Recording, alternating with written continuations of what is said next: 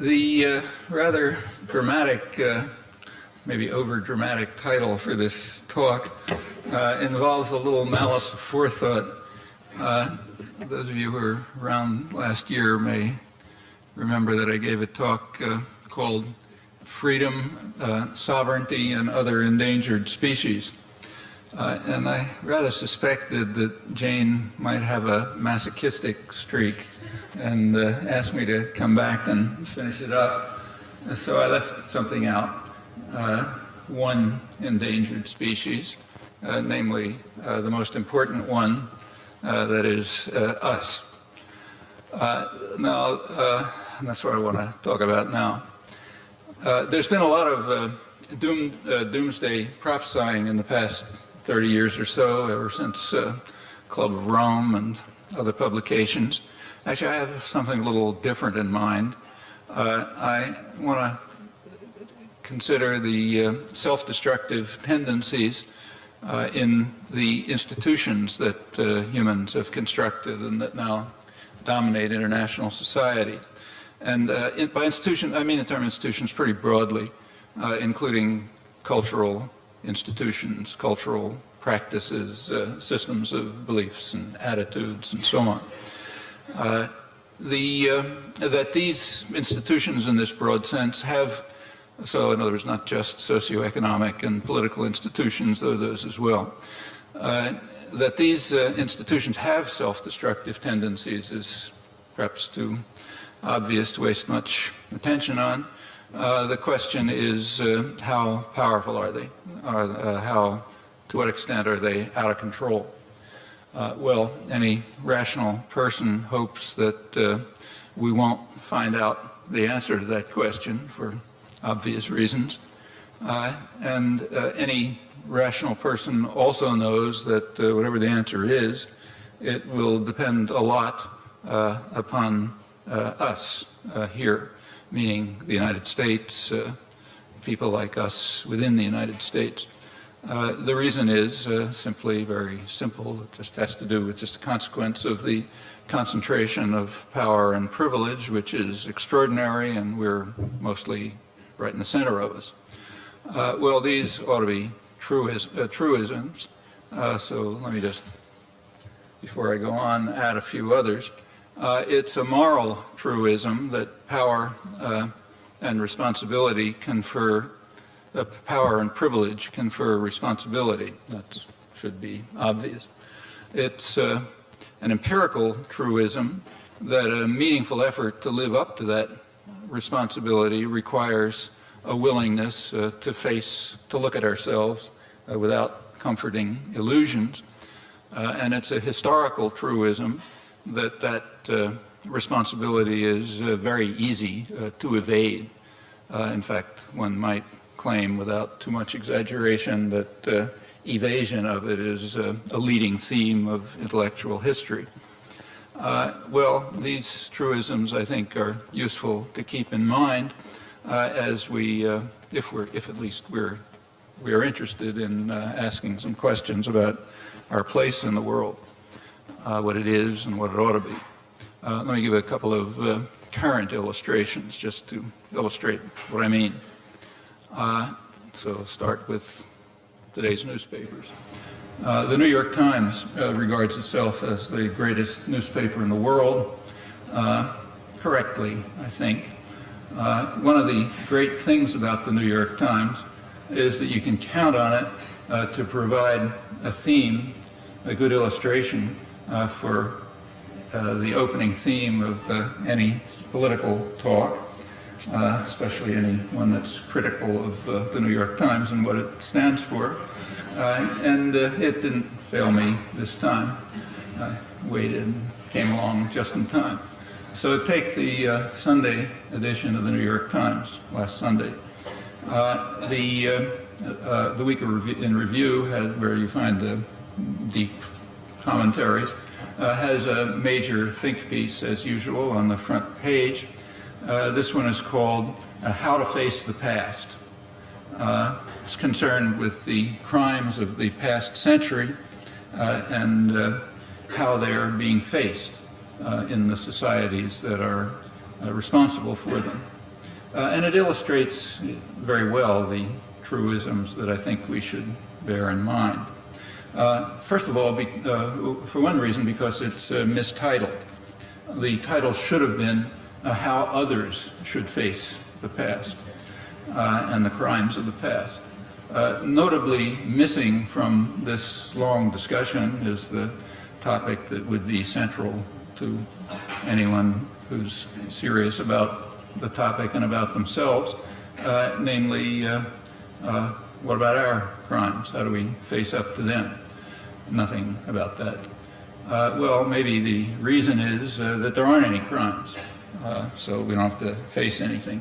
Actually, that is pretty clearly the tacit assumption. And the author has to keep to a rather delicate path to sustain it. So, for example, he mentions that Chile has been, I'm quoting from it, has been slow to face the crimes of the military regime that overthrew the democratic government 30 years ago. Well, another country comes to mind that had some share in that, and maybe they have some questions to face. If so, it's not suggested. Actually, this is a highly misleading example. The reason is that whatever the U.S. crimes may have been in Chile, they're kind of marginal.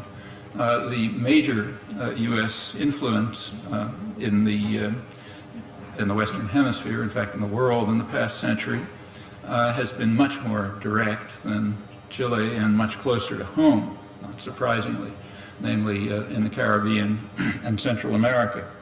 I just happened to have returned from there, so it's in the front of my mind. I went to two countries, Costa Rica, Nicaragua, well chosen to illustrate this topic. Nicaragua and Costa Rica are at opposite ends of the spectrum in the region in terms of quality of life and prospects for the future, including prospects for survival. Costa Rica is the regional exception. It's,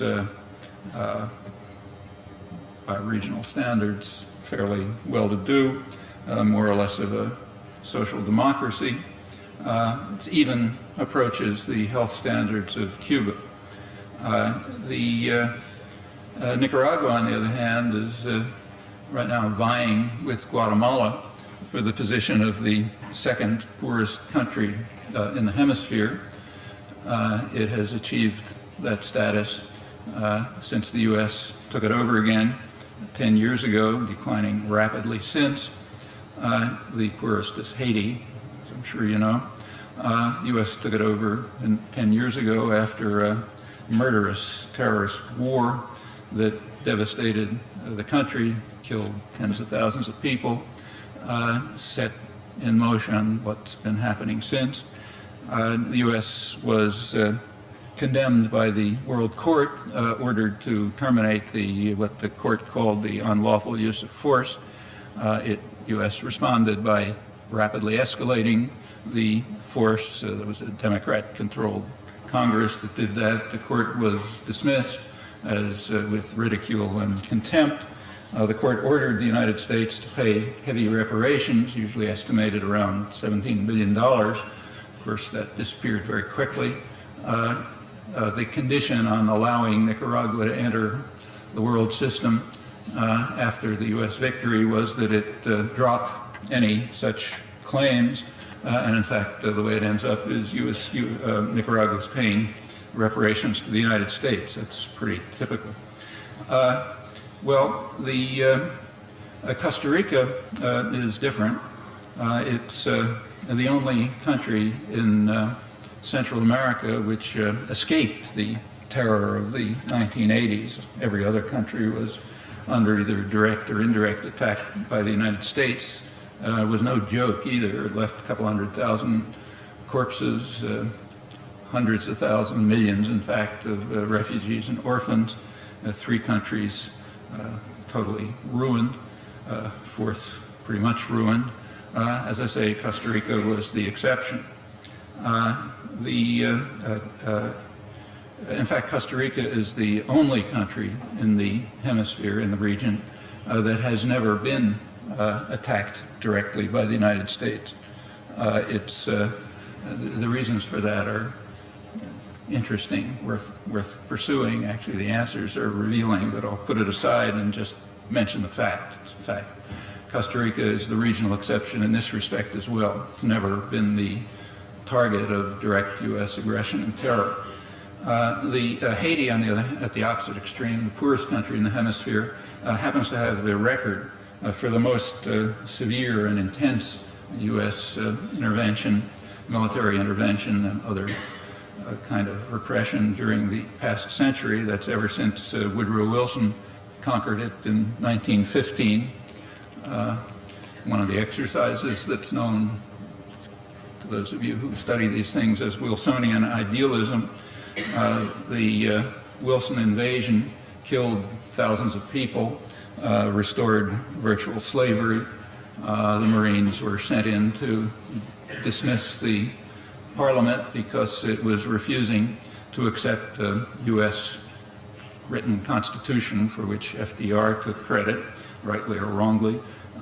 The constitutional the legislative requirement that the U.S. insisted on was that the Constitution of Haiti be revised to allow U.S. corporations to buy up Haitian land, which they agreed to at the point of a gun.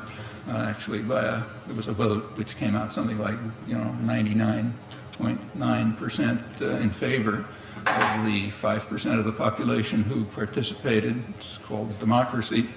The Marines left 20 years later, leaving the country a U.S. plantation under the rule of a vicious National Guard, armed and trained by the United States, and it's stayed pretty much that way ever since. So that's the record for the century in U.S. intervention. Nicaragua and Guatemala hold second place for U.S. military intervention in the past century. In fact, in Nicaragua's case, goes back to 1854, when the U.S. Navy burned down a town, port town, in retaliation, revenge for an alleged insult to the millionaire Cornelius Vanderbilt, who felt his yacht wasn't treated properly when it landed there. Well, without going on, there's a pretty well established generalization. The greater the U.S. military involvement and control, the greater the poverty and misery. It's a pretty close correlation. Few things in history work out this clearly. And the poverty and misery is quite severe. Haiti and Nicaragua may be literally uninhabitable in another generation or two. El Salvador, which is another leading target of U.S. terror, especially in the 80s, that's not very far behind. Well, these things, they take a considerable effort to ignore, I think, and particularly because they generalize.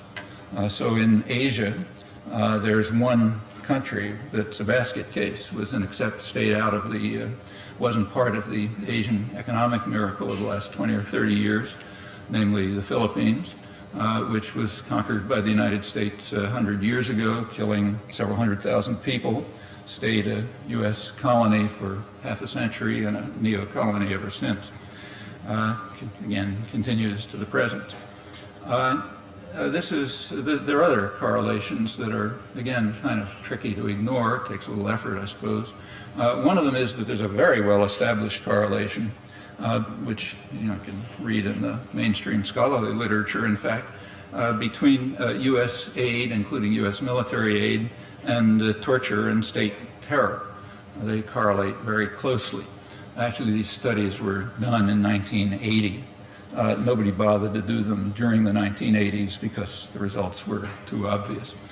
You don't do experiments to show that 2 + 2 = 4. It continues through the 90s, very dramatically, in fact. The leading human rights violator in the hemisphere through the 90s by a considerable margin is Colombia. It's also been the leading recipient of U.S. military aid and training right through the 1990s. In fact, about half of the military aid and training in the hemisphere. So the correlation continues. In 1999, Colombia actually took first place in the world as the leading recipient of U.S. military aid and training. Notice I'm omitting here Israel and Egypt, which are in a separate category. But outside of them, Colombia took first place. It replaced Turkey, which had previously been the leader for some years, except for a brief period when El Salvador took first place during the period of the most intense state terrorist attack, basically U.S. attack against the population. But Turkey had for a while been the leading recipient of U.S. military aid, replaced by Colombia in 1999. Well, why Turkey? Turkey is a strategic ally. It's next to Russia, next to the Middle East. So it had always gotten substantial military aid. It was kind of level into the early 80s. In 1984, the military aid shot up. Notice that had absolutely nothing to do with the Cold War, transparently. What it had to do with is the fact that in 1984, Turkey launched a counterinsurgency campaign against its miserably oppressed Kurdish population. And that required military aid, and the United States was happy to provide it in the interest of human rights and freedom and justice. And the aid stayed very high. As I say, Turkey was first place, though replaced for a while by El Salvador, stayed very high until 1999. The main atrocities were in the Clinton years, and that's when the aid went up as well. As the atrocities escalated, so did the military aid. Clinton administration was providing 80% of Turkey's arms. The peak year was 1997. In fact, in the single year 1997, the United States provided more military aid to Turkey than in the entire period, 1950 to 1983. The entire Cold War period was outweighed in the single year of 1997. And the results were impressive.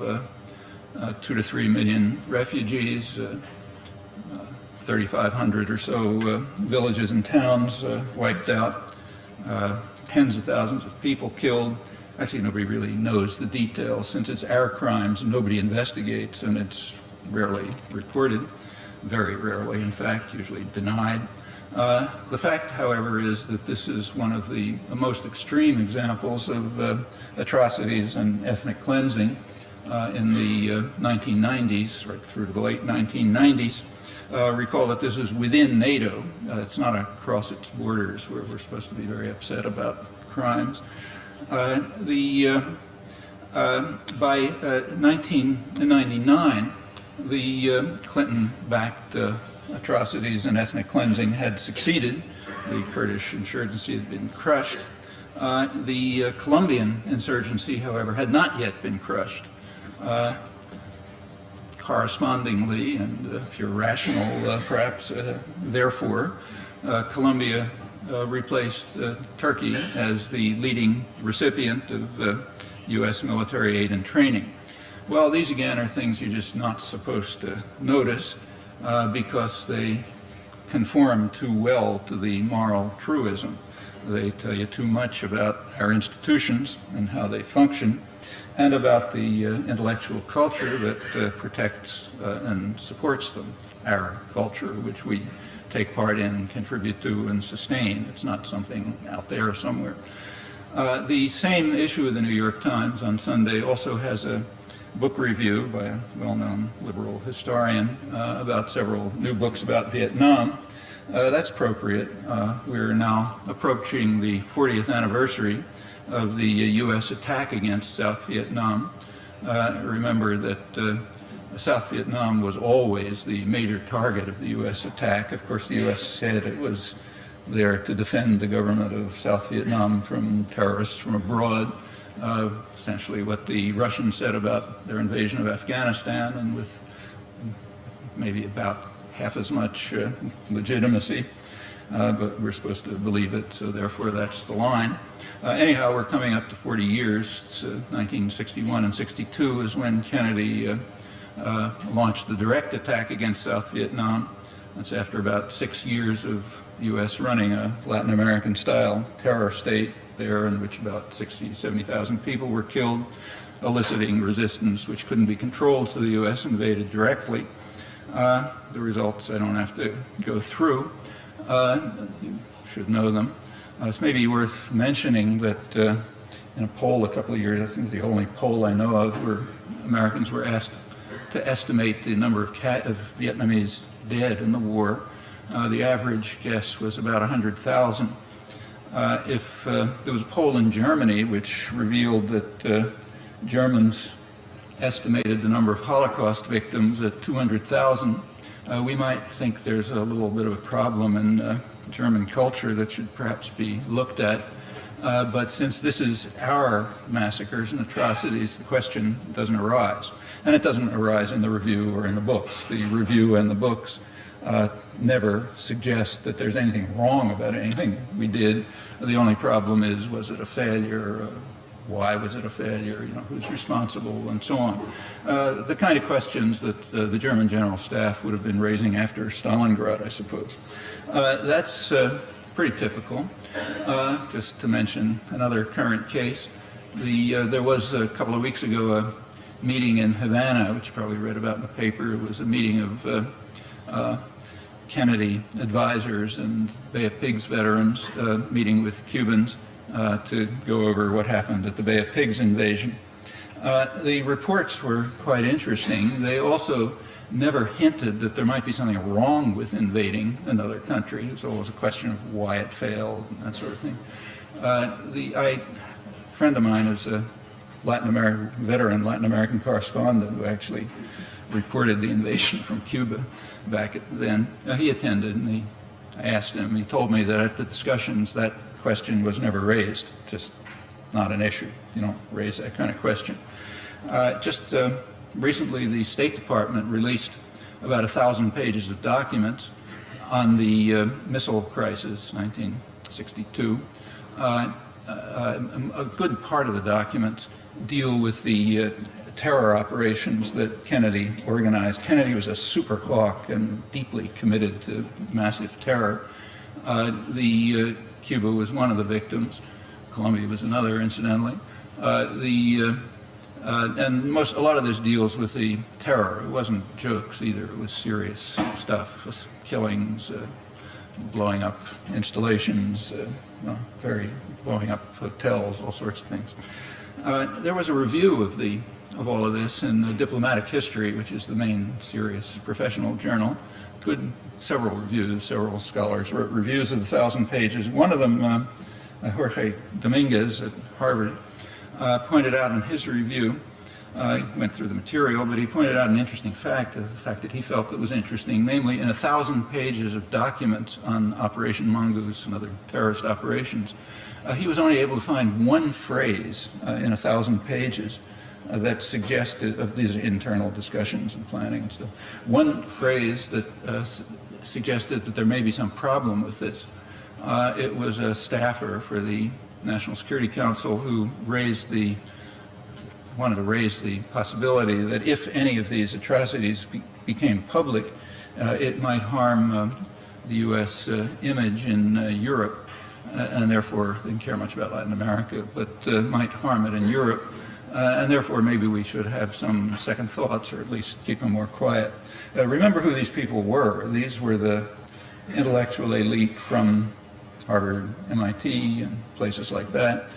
And it's an interesting reflection on the moral and cultural institutions. That's just from current things. It's very easy to find more if you go back. Well, let's go back to the New York Times review, the think piece on how others should face crimes. It opens with the trial of Milosevic right now. And in fact, that's the main theme. The main theme is Serb crimes. The writer points out correctly that the war crimes trial, the International War Crimes Trial, is only for Milosevic's crimes in Kosovo. He didn't ask why that limit was imposed. It's an interesting question, but let's put it aside. Actually, it's not quite accurate either. It's not for Milosevic's crimes in Kosovo, it's for his crimes after March 24th, 1999. If you read the indictment, you find that virtually every crime mentioned that's the day when the U.S. NATO bombing began. Virtually everything mentioned is some crime that took place after the bombing. There are reasons for that time frame as well, carefully evaded in the huge literature that's come out about this topic. Come back to it if you like, but I'll skip it now. Anyway, it's a fact. Virtually nothing in the indictment, few things, but very little before the bombing. So the war crimes trials are in fact for crimes within a very specific time frame, namely the crime, and they're real crimes, no doubt about that, the crimes committed under NATO bombing.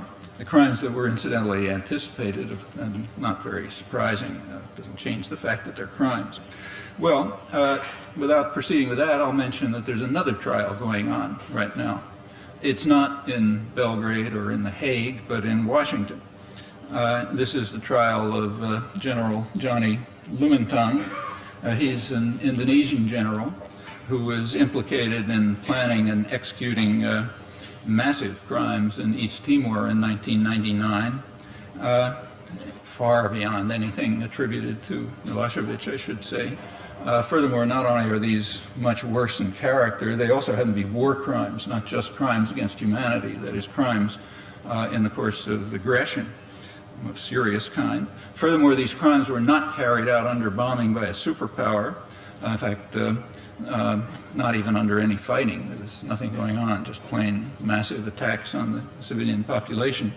There was a superpower involved, actually two, the United States and Britain. They'd been involved for a long time, 25 years in fact. They were involved in arming and training the killers. That continued right through 1999. In earlier years, their involvement actually was genocidal, one of the places where that overused word really applies. Relative to the population, the deaths, killings were probably greater than anything since the Holocaust. And that continued through 1999. The U.S.-British clients destroyed about 70% of the country, drove out 85% of the population, killed nobody knows how many people, and nobody ever will know for a very good reason. The United States prevented the dispatch of any forensic experts, quite different from Kosovo, where the place was flooded by forensic experts to try to dig out crimes of the official enemy, but here they were withheld despite pleas from the UN and Australia. Furthermore, the U.S. has blocked any tribunal, so there'll never be an investigation. But there is a trial going on, Lumintang's trial. Lumintang was served court papers in Washington on March 27th. He was in Washington at the invitation of the State Department. He's one of their favorites. The State Department was pretty upset by the fact that he was handed a subpoena, and the U.S. apologized profusely to the government of Indonesia for this indignity. He was quickly spirited out of the country, but the trial is proceeding in absentia and in silence. There hasn't been a word about it. Good reasons. Unlike Milosevic, under NATO bombing, Lumintang is a U.S.-run criminal responsible for much worse crimes. So therefore, his trial right in Washington, not very easy to ignore, has to be ignored by the usual principles. Well, of course, it could be argued that Lumintang is not the top commander, which is correct. He's greatly implicated. He was not the top commander. The top commander was General Wiranto. He was granted an amnesty in advance, just in case there ever might be a tribunal, not that there's much threat of that. The top leaders are, of course, exempt. And the decisive role of the United States and Britain, that's also exempt. And it is decisive, right back through the Ford and particularly Carter years. In fact, the role of the United States is virtually entirely suppressed in the United States, has been all along, still is. In Britain, not so completely. Britain is not as a less disciplined society than us, not just in this respect. Even worse than that, the current story that's now around, and that will enter history, of course, is that the U.S. led the humanitarian intervention in East Timor because it was so appalled by the crimes, which in fact it was carrying out. This was after it had unfortunately overlooked the crimes of the past 25 years over which it was presiding and for which it provided the crucial military and diplomatic support, with about a third of the population wiped out, all thanks to the complicity of the media and the intellectual culture generally, folks like us, people who are always very agitated about the other guy's crimes. Well, these are near historical universals. It's all too easy to continue with this shameful story. Just keeping to the Sunday New York Times, which incidentally I haven't exhausted, I've just sampled. I could go on for another hour on that, but I won't.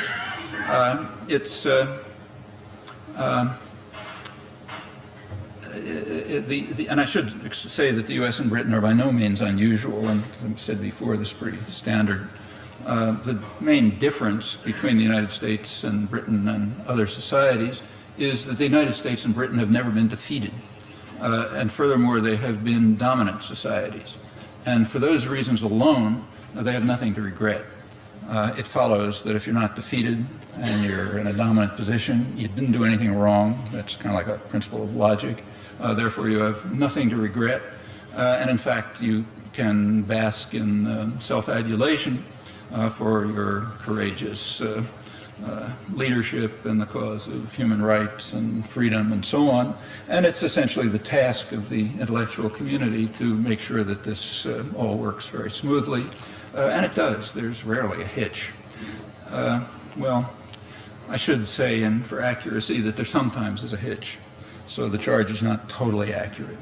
Our country, the United States, as you know, was founded and developed, in fact, on the basis of terrible crimes, slavery and the most extreme ethnic cleansing in history, I suppose. And there have been occasional statements of regret, never any official statements. One of the rare examples, and they are very rare in high places, is John Quincy Adams. He was a major contributor to massive crimes. And long after his involvement in that, long after he was out of office, Adams deplored, I'm quoting, "the heinous sins for which I believe God will one day bring this nation to judgment." He hoped that this belated stand would somehow aid that hapless race of Native Americans that we are exterminating with such merciless and perfidious cruelty.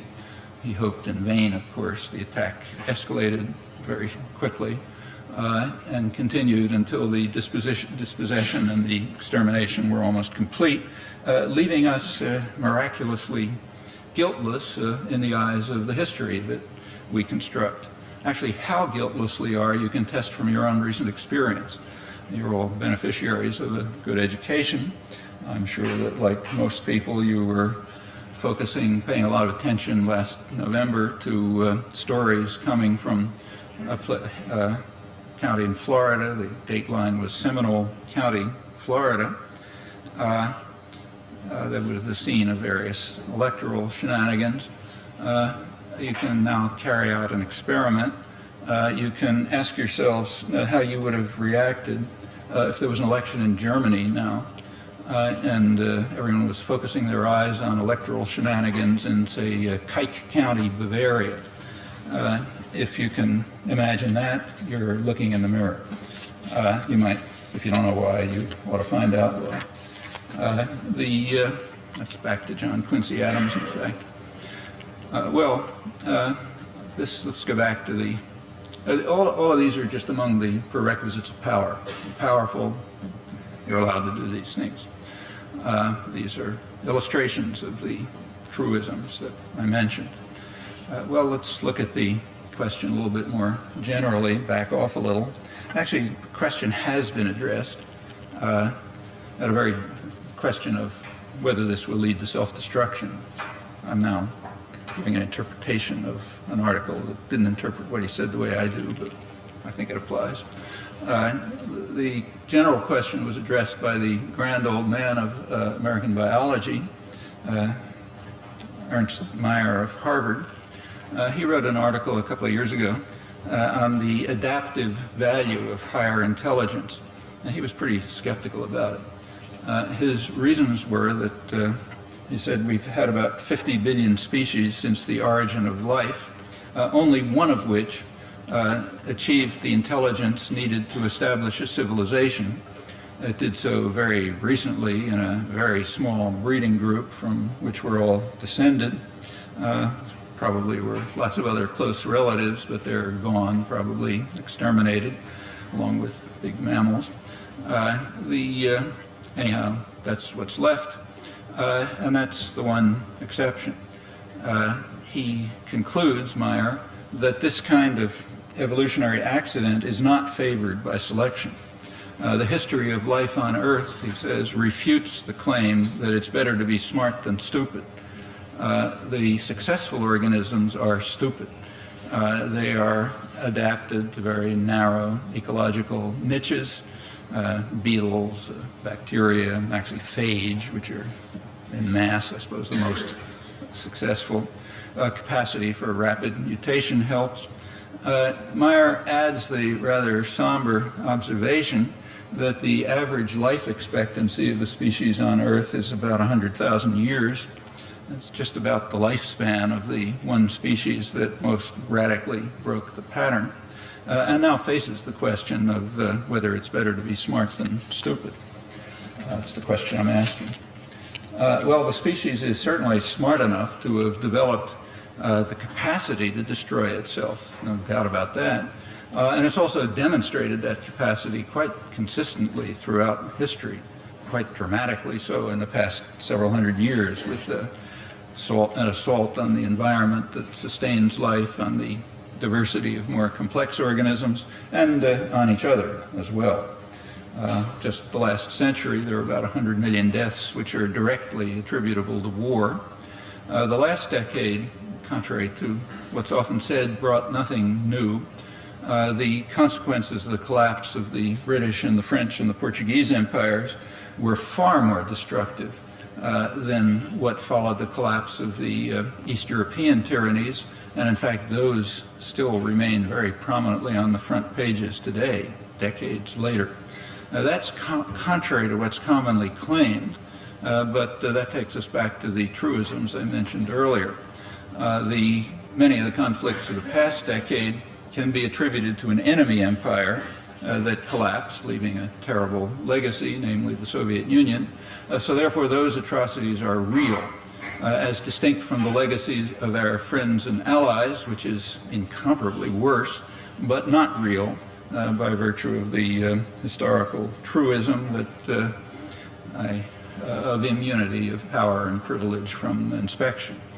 Even though the 90s were not unusual, and in fact less destructive than the collapse of earlier empires, Western empires, and even though the number of interstate conflicts has declined quite sharply through the 90s, nevertheless it wasn't a pretty decade. By 1998, internal to state, interstate conflicts had left about 5 million dead, 10 million refugees, 5 million people internally displaced. 40% of those are in Colombia, where the regular increase, about 300,000 a year, of the past decade is expected to accelerate pretty sharply as Washington's war moves into full gear. It's Clinton's Plan Colombia.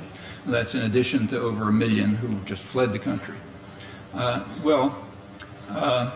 More ominously still, the kind of intelligence needed to establish a civilization, to which Ernst Mayr referred, it has constructed particular kinds of dominant civilizations, and they are based on institutional structures that do increase the likelihood of dreadful outcomes.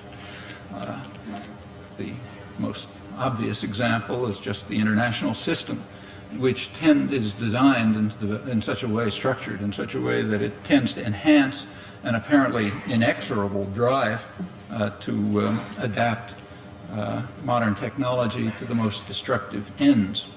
Nuclear weapons are the most threatening example, and in deference to the principle of looking at ourselves, we might attend to our own the situation right here. The primacy assigned to nuclear weapons in the highest level strategic planning of the Clinton years. And there's a reason. So quoting from documents of the Strategic Command, highest level planning group. They say, unlike chemical or biological weapons, the extreme destruction from a nuclear explosion is immediate, with few or any palliatives to reduce its effect. So therefore, the planners recommend that nuclear weapons be visibly available, because although we are not likely to use nuclear weapons in less than matters of the greatest national importance, which is reassuring, I suppose, nevertheless they cast a shadow over every crisis or conflict. Furthermore, it's beneficial for our strategic posture if some elements of government may appear to be potentially out of control, that the United States may become irrational and vindictive if its vital interests are attacked, should be a part of the national persona we project. That's what's called credibility in public discourse. And it's projected. The world is very frightened, including Europe. The U.S. must therefore reject the basic principle of the Non-Proliferation Treaty, namely that nuclear powers make a good faith effort to eliminate nuclear weapons, and the U.S. must retain them as the basis for our strategic posture. That includes the right of first use of nuclear weapons against non-nuclear powers which have signed the Non-Proliferation Treaty. It's all very explicit. In any country that valued its freedom, this would be all over the front pages and would have been for years since it's been declassified. The basic conclusions have been approved in presidential directives, Clinton directives. They authorize first use, and they maintain nuclear weapons in launch on warning posture that perpetuates a high alert regime of the past years with the ever-present danger to survival. There are new programs that are being initiated to implement these decisions. There is a change in the post-Cold War period. So the Pentagon, its own internal documents, right after the Cold War ended, recommended and has implemented a change from targeting primarily what it called the weapons-rich environment of the Soviet Union to the target-rich environment of the rest of the world, the third world, which has actually been the main target of U.S. military action right throughout the Cold War and is remaining so, apart from some modification of pretexts that the Cold War required. It's a major change since the end of the Cold War is change of pretexts and elimination of a deterrent to U.S. violence.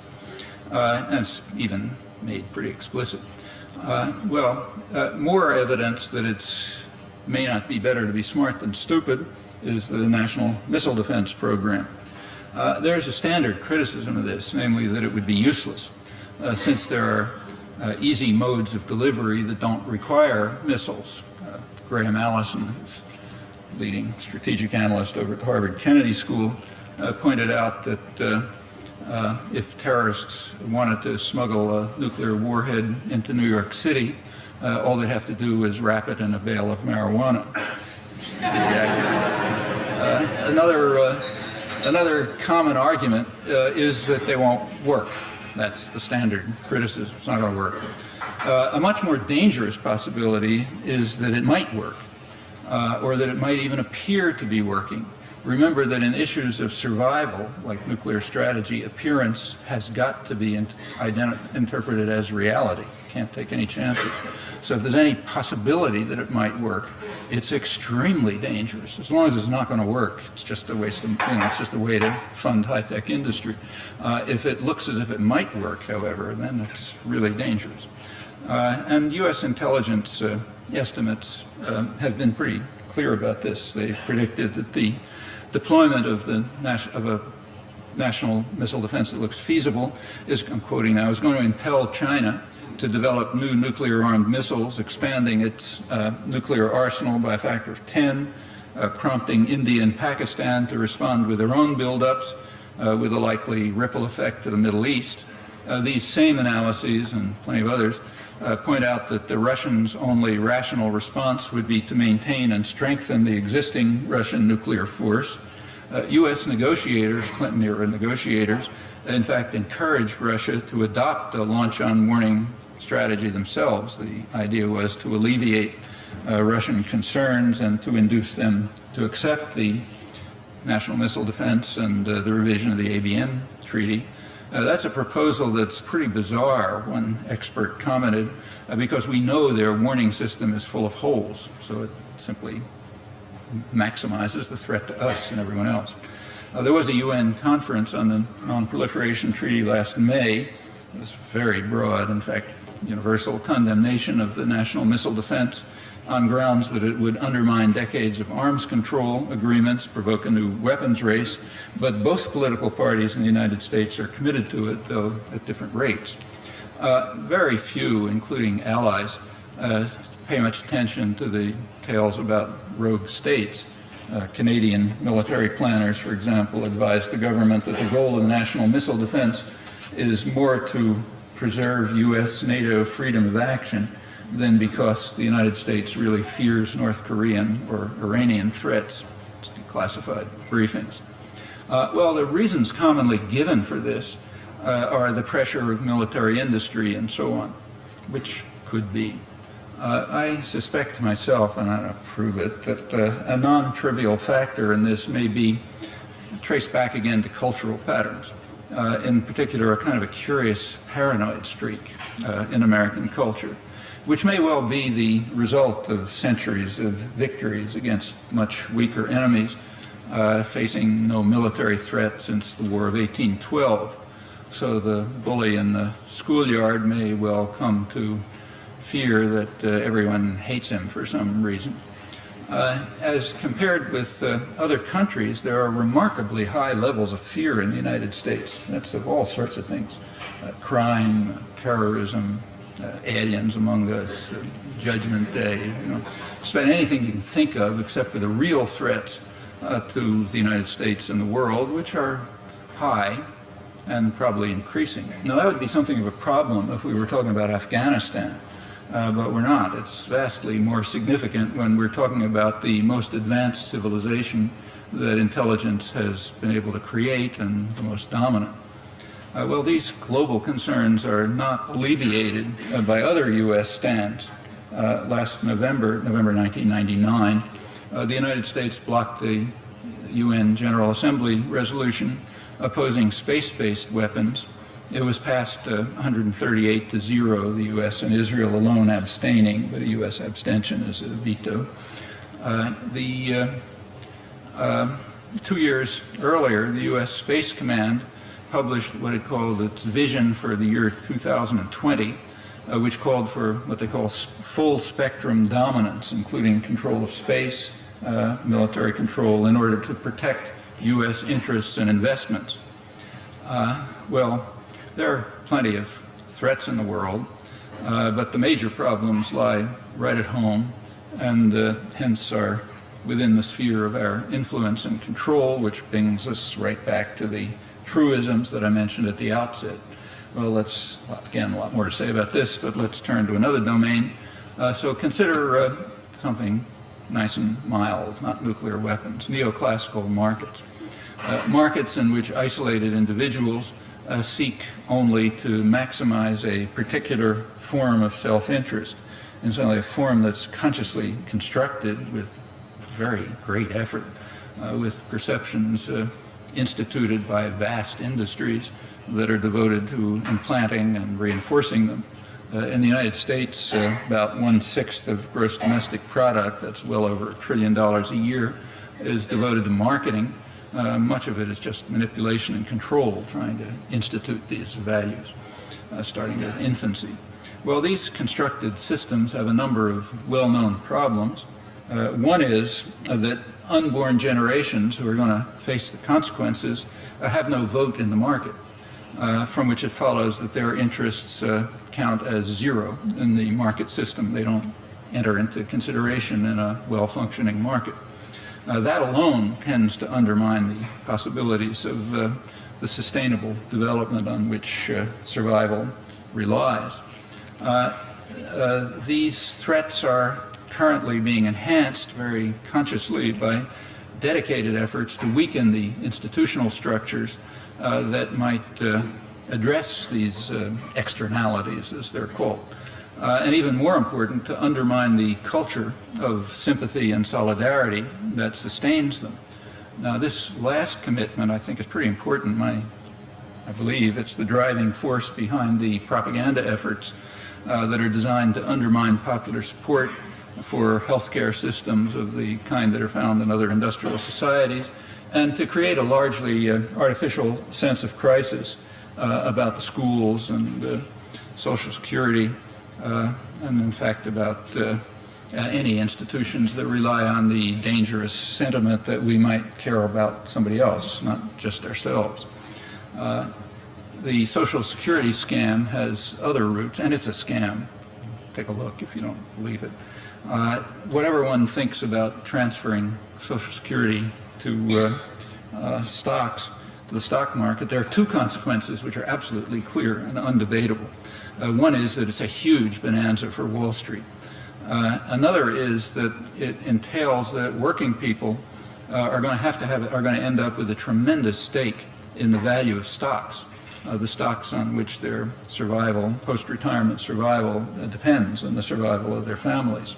That means that working people will have a strong reason to oppose decent wages and working conditions, health and safety standards in the workplace, the social and economic rights that are given formal endorsement in the Universal Declaration of Human Rights, but which the U.S. strongly opposes, and other principles that are naturally despised by the unaccountable private tyrannies that dominate the domestic and the international society in close alliance with one another and the powerful states that they largely dominate.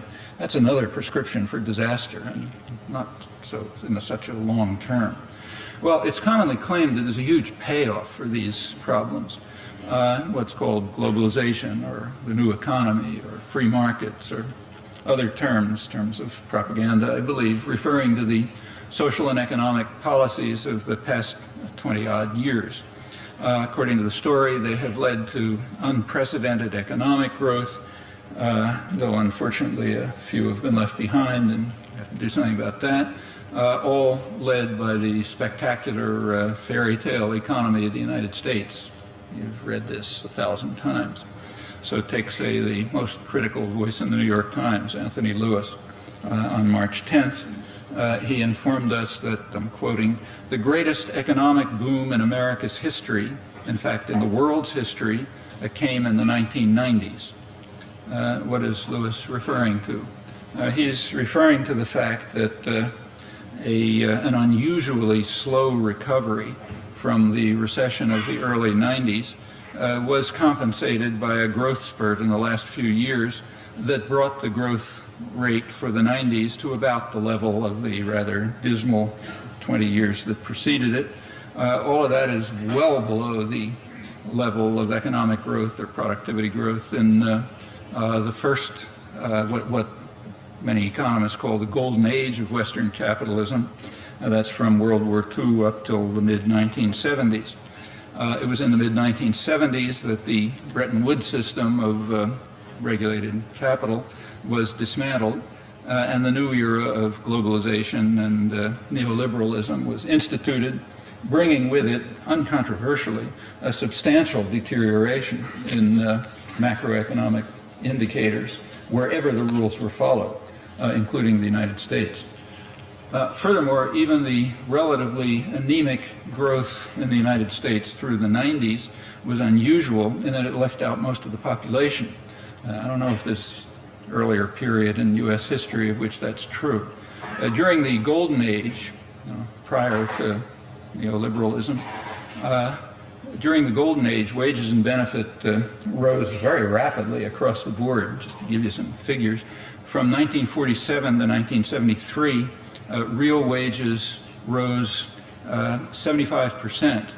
From 1973 to 1998, they fell 9%, back to the level of 1967.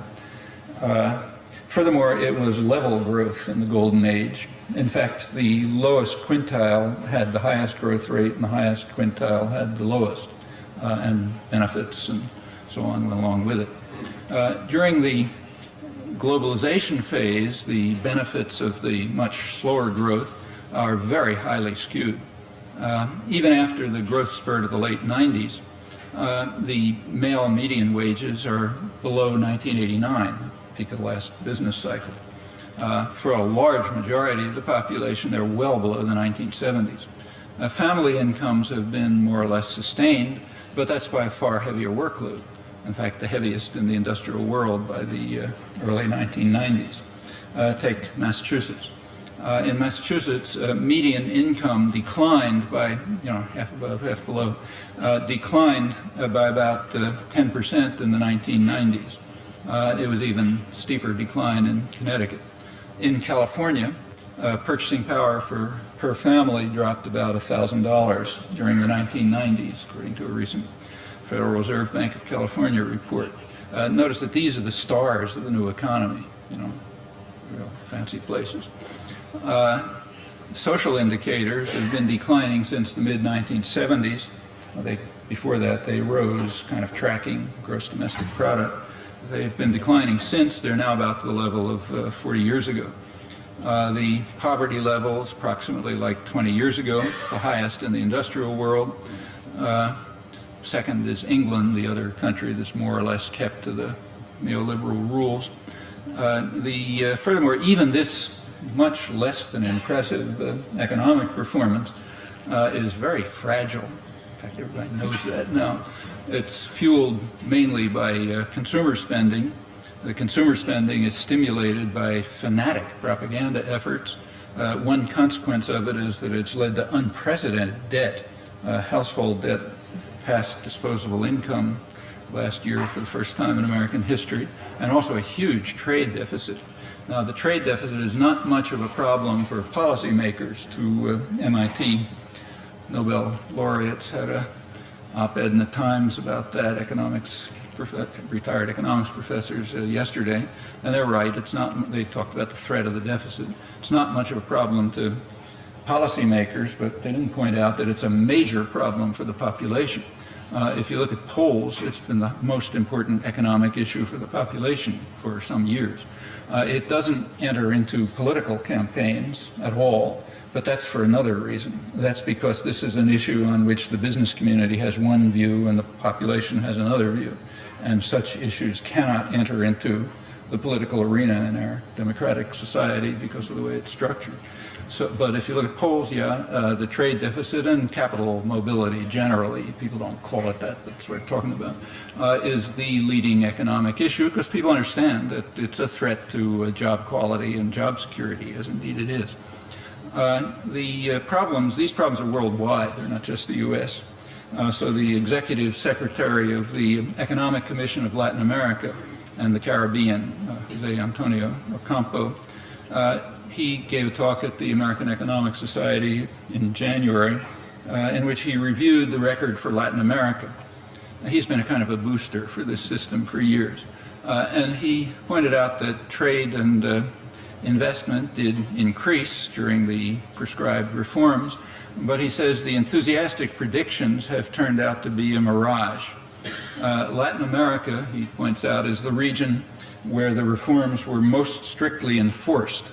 And growth fell under the reforms to a little over half the level of the 3 decades of state-led economic development from the 1950s through the 1970s, before pre-liberalization and globalization. In contrast, he points out, the one success story of the new era is East Asia and China, where the regimes dramatically didn't follow the rules. Furthermore, though he didn't point this out, this is fully consistent with 2 centuries of economic history, including the United States. It's an interesting story, too long to review here. So what leads Anthony Lewis and other commentators to such curious fantasies? Well, you can guess the reason. Narrow circles have indeed benefited enormously, and that includes the folks who tell everyone else the happy news. people like us and the circles in which we live, for the most part, are doing fine, spectacularly. Well, if you keep to the approved modern doctrine that nothing matters except me, the conclusions are not all that strange, however outlandish they are in fact. Let me stress that this is a modern doctrine. These doctrines would have appalled Adam Smith and other founders of classical liberalism. In fact, they're a major assault on Enlightenment values, as is the structure of the dominant institutions. Concentrations of unaccountable private power, unaccountable to the public, of course, administering and controlling markets in violation of market principles, controlling, in fact, owning the doctrinal institutions, and with an overwhelming influence on the powerful states and international institutions, the ones that modestly call themselves the international community. What are the expectations for the future? Well, we have expert predictions about that too. The U.S. intelligence community, with specialists from the academic and world and the private sector, they just published a report on predictions for the year 2015, and they give several scenarios.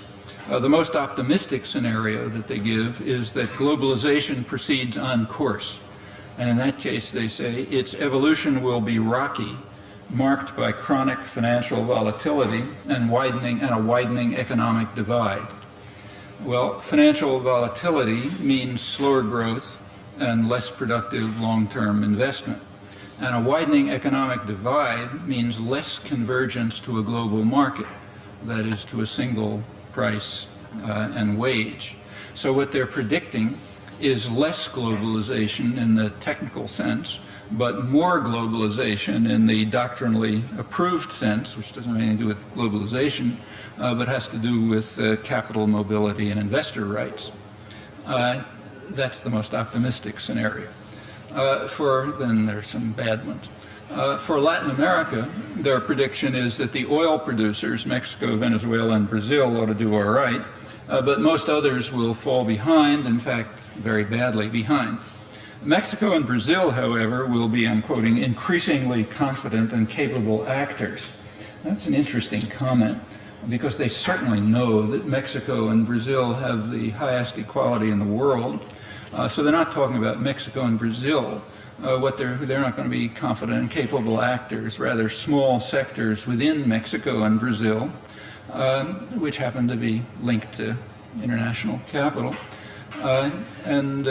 They're going to be separated from the rest by an increasing divide, according to the best-case scenario of the experts. Mexico's a particularly interesting case. It's described as the star pupil of Latin America. And the reason is it's been following the rules of the so-called Washington Consensus, neoliberal rules for 20 years, and also it had the extra advantage of benefiting from NAFTA since 1994. So what happened? Well, for the last 20 years, wages have steadily declined, probably about 50% by 1990, another 25% decline since NAFTA. That includes a 10% decline even in the manufacturing industries, which are supposed to be the best performers. Poverty levels are up 10% since NAFTA. They're now increasing at about twice the level of the population. Income inequality has deepened. Economic power is more concentrated. I'll quote from a recent study of the Latin American section of the Woodrow Wilson Center. 50 firms account for half the exports. 20 corporate groups control 3/5 of the national economic output. Small Mexican companies face nearly insurmountable financing costs. Trade and farming continue to shed excess workers.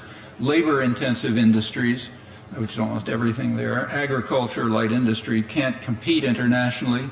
All of these costs, incidentally, are radically underestimated because of the highly ideological method of estimating economic costs. It's not neutral. So not counted here are the costs of the huge flow of migrant workers trying to survive, coming to the United States where they work at very low wages, no benefits, awful conditions, that leads to destruction of lives and communities on a vast scale in Mexico. There's no way to estimate those costs, and they aren't counted. They're not considered costs in economic analysis. The same Woodrow Wilson Foundation Center report goes on to say that for U.S. consumers, this is a bonanza. They say the consumption of U.S. consumers is subsidized by the impoverishment of farm laborers, both in the United States and Mexico. The United States is, in fact, exporting its slums, something which Europe has been doing for years, what they call guest workers. Keep the slums in Turkey and Morocco, we'll take the cheap labor. All of this in Mexico is contrary to predictions that relied on theoretically sound models, which, however, had a few gaps. They didn't take into account the effect, which was brought to the attention of planners but disregarded. They didn't take account of the effect of the enormous flow of peasants to the cities, as highly subsidized U.S. agribusiness exports flood Mexican markets and, of course, destroy agricultural production. Exactly the same thing happened in Haiti. Remember that Haiti is considered the prize example of the Clinton doctrine of restoring democracy. And indeed, the elected president was allowed to return, but after several years of U.S.-backed terror, he was allowed to return on some conditions. One condition was that Haiti open its markets to U.S. exports, including U.S. rice exports, which are very highly subsidized, especially went very high, especially during the Reagan administration, to about 40% of profits. The Reagan administration was the most anti-market administration in post-war U.S. history. This is only one example, though it was full of passionate rhetoric about the wonders of market discipline for the poor. That's another generalization that's pretty well established historically, and in fact it accounts for quite a lot of the structure of today's international economy. Well, the result of this was all perfectly predictable, in fact predicted. U.S. aid in 1995 in Haiti pointed out that this is going to relentlessly squeeze the small farmer, which of course it did. You know, poor Haitian farmers can't compete with highly subsidized U.S. agribusiness. So they went out of business. Haiti's rice production was destroyed. Haiti's now a leading importer of U.S. rice. Rice production feeds back into the whole economy in all sorts of ways, so that's a big attack on the whole economy, which suffered another blow. It was already battered by a century of U.S. rule and an awful history before. The same technique was used to destroy one of Haiti's very few native industries, namely chicken parts production. That was destroyed by by the dumping of dark meat by U.S. agribusiness. Turns out that U.S. consumers don't like dark meat, so there's, Tyson and those guys have a lot of extra dark meat, and what's better to do with it than dump it on Haiti, destroying that industry. They tried it on Canada, but Canada blocked it with high tariffs. It's a functioning country. Haiti can't do that because of the restoration of democracy, which was conditioned on accepting open markets, that is, accepting the position of the U.S. presidential candidate in the last elections, who received 14% of the votes, but that is now forced by the U.S. occupation. That's known as democracy. We praise ourselves for that.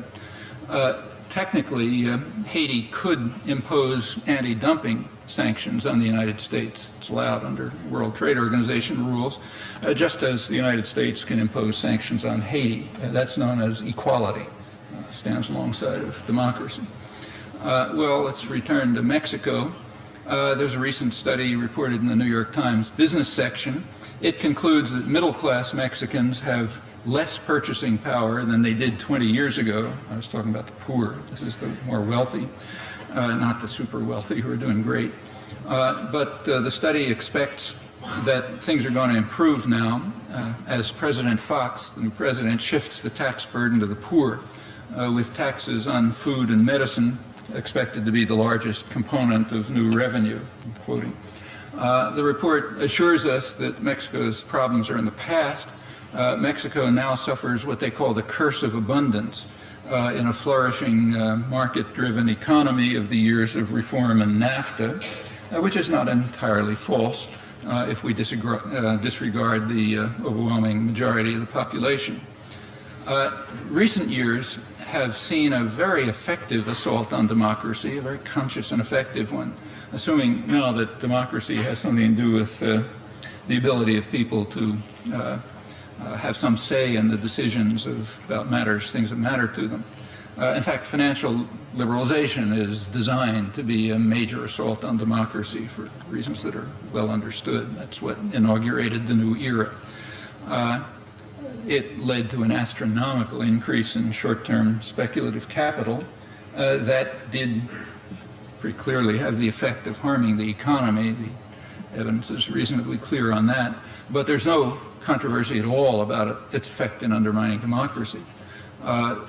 Rapid, huge financial flows, short-term flows, create what some economists call a dual constituency conundrum, meaning governments now have an extra constituency in addition to voters. The new one is investors and lenders, quoting, who carry out a moment-by-moment referendum on government policies. They reject the policies they don't like by capital flight and attacks on the currency, which are not resistible. And what they don't like is policies that are designed for the benefit of the population rather than for raising profits for the rich and powerful.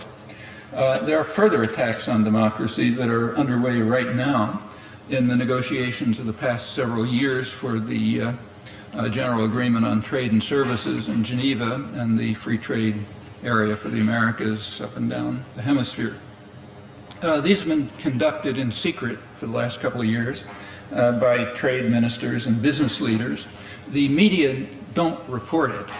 They had a friend do a survey, and it's kind of amazing to see the discipline. The reason is pretty clear. They're not reported because it's well understood that the population is going to be very strongly opposed if the facts ever leak out, as they may, maybe at the Quebec summit 10 days from now. It depends on whether activists can force them out. Some of this, we can't really be certain about the details because it's in secret, but a fair amount of information has come out from Canadian government and other sources, and you can be pretty sure about what it is. The notion of trade and services is just Orwellism. There's no trade and services. Trade and services is a reference to handing over governmental functions to private powers. That's called trade and services. What are services? Well, just about anything that, any function that might fall within the arena of democratic choice is a service. So education, health, water, energy, transportation, you go on. These have to be transferred to unaccountable private power. They have to be moved out of the public arena into the hands of private tyrannies. That has to be done in one or another way.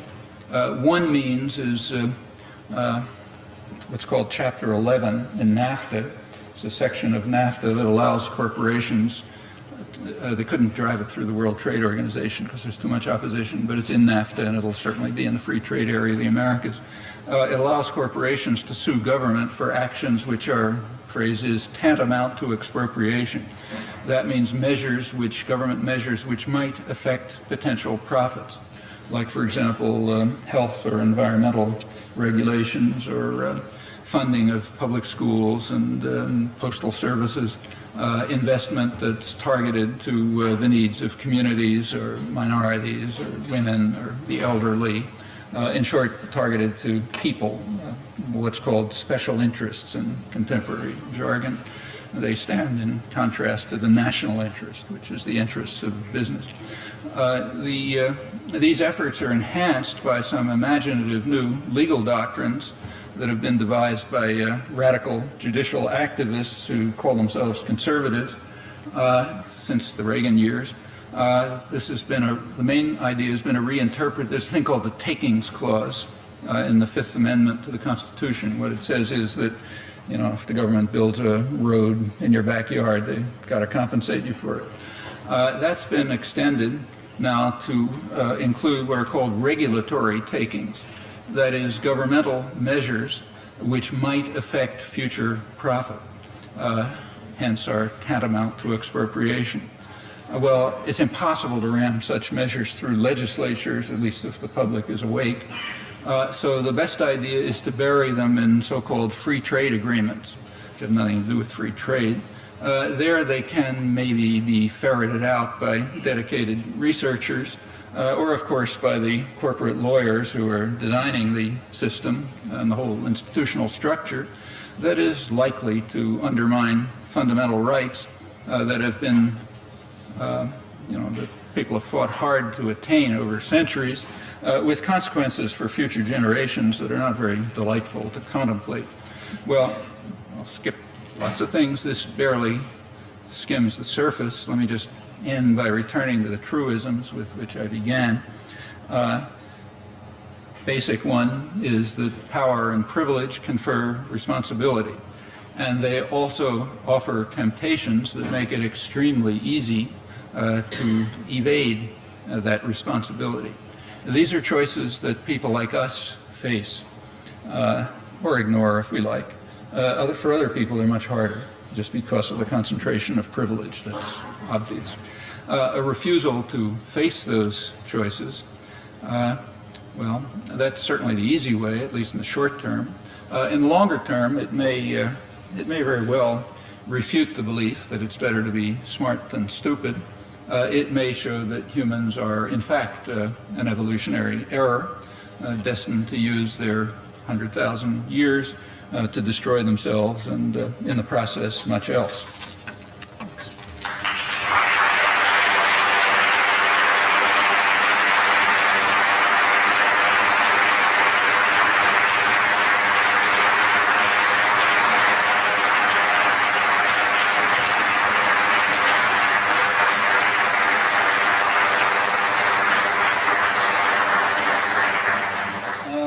Mics here. Anybody wants to add some uplifting remarks? Yeah. I just wonder if you could give any advice or framework for people who actually do break through the propaganda web of information and do find out what's really going on, how they cannot feel totally disempowered, that they're just one person. All clear. Join the MIT Social Justice Group, or wherever you happen to be. Plenty you can do. All of this stuff is in our hands, I mean, none of it is inevitable. There's a very good reason why it's all done in secret, and why there's so much massive lying about it. It's extremely well understood, very consciously understood, that you can never get this stuff through an informed public. In fact, just read the business press. They are very frank about it. So, for example, when you may recall a couple of years ago, fast track was voted down. It was kind of interesting. Fast track is always presented as a free trade issue. It's got absolutely nothing to do with free trade. It has to do with democracy. Fast track means that if you have fast track authority, it means that the president the executive can make decisions in secret, international economic agreements, and then Congress can rubber stamp them without discussion. That's fast track. What's it got to do with free trade? I mean, it has to do with free trade only under one assumption, that the decisions that are going to be made will not withstand public discussion. In that respect, it has to do with, actually has nothing to do with free trade, because the decisions aren't free trade agreements. That's fast track, and this was considered a disaster when it wasn't passed. Why wasn't it passed? The media were 100% in favor of it. It was called a no-brainer, so obvious. The business world, of course, was totally in favor of it. The government obviously was in favor of it. The intellectual world was in favor of it. The population hated it. People were banging on the doors of their local representatives and so on. Finally, they just had to vote against it. When they did vote against it, the Wall Street Journal had an article in which they called it a tragedy. And they said the problem is that the opponents of fast track have what they called, this nice phrase, an uncontrollable weapon or something like that. Namely, the population was opposed. It's just a weapon that we got to do something about. Well, there's something to do about it, and that is to keep it secret. That's why the negotiations go on in secret, and that tells you exactly what could be done. If you make it public, and do something about it. You know, as long as people are totally isolated, like each guy is sitting alone somewhere, it doesn't make any difference. Doesn't matter what they know. If they're organized, which they can be, it's a free country after all in many respects, so they can be organized and they can just stop it. You know? And in fact, reverse the whole process. I mean, there's nothing in this that's fixed. A couple of MIT professors just published a book, an interesting book on multinational corporations, which was about, they're trying to look at whether they really are international or are they actually national, and their conclusion is they're basically national as they've always been. But they end up the book by pointing out that although the Anglo-American system is designed with corporations having responsibility only to stockholders, there's nothing inevitable about that, and nothing in the, nothing in economics tells you that or anything else. They can be accountable to what are called stakeholders, which means everybody, the communities, the workforce, and others. And in fact, at that point, they stop being, unaccountable collectivist legal entities. They become, if it continues, just democratically controlled institutions. There's nothing to stop that. In fact, there's no point in this whole story where it has to go on. And the same is true of the other array of things. I mean, take, the national missile defense is going to go through with raising a very serious hazard to everybody. But, that one would really be easy to stop. I mean, an organized political effort would be enough to stop that one. It doesn't even take institutional change because it's so totally insane. In fact, I didn't go into this, but if you take a look at the current what's been done in the last couple of months, it's really mind-boggling, and it's kind of it's the reason why Europe is so terrified. It's not just the rest of the world, but now Europe too. The Bush administration is trying very hard to enhance the dangers. I mean, one of the big dangers, actually I didn't mention, is Russia. Since Russia collapsed 10 years ago, something which we had a lot to do with, not the collapse itself, but what happened since, it has been a total disaster. One of the worst catastrophes in human history, outside of plague or, massive war. Huge demographic catastrophe. In fact, the country's undergoing what's called Latin Americanization without the explanation of what that means. Why is Latin America Latin America? Well, that's why Russia is undergoing Latin Americanization. It's going back to what it was before 1917, namely a poor third world country, kind of like Latin America. So it's becoming like the other countries that we've been running forever. And of course, that's a disaster, huge disaster. But this is a country which, has nuclear weapons and, delivery systems and so on. And part of the disaster is they're all collapsing. The command and control systems are deteriorating, the nuclear protection systems are deteriorating, nuclear submarines can blow up, and the whole place is rusting away and so on. That's really a danger. It's a danger to everybody. Well, there are constructive proposals, but they're not even on the agenda. In fact, what we're doing is trying to make it worse. The Clinton administration had a small program to try to help the Russians, get rid of nuclear weapons and to transfer nuclear scientists to other activities. The Bush administration just cut it back. They want to enhance the danger to survival, and that makes sense. If you think about functioning in a market system, which is what they do, you're really interested in, the bottom line next quarter. I mean, what happens a year from now is somebody else's business. It doesn't make any difference. And there are better ways to make short-term profit and power. So, if the world blows up, it's somebody else's problem. The same is true with the North Korean business. I mean, the Bush administration is one of the good things that Clinton did. I don't like him. In fact, I despise him, but there were some good things. And one of the good things was kind of calming things down on the Korean Peninsula. Well, the Bush administration wants to heat it up. So they're trying to enhance the Korean threat, such as it is.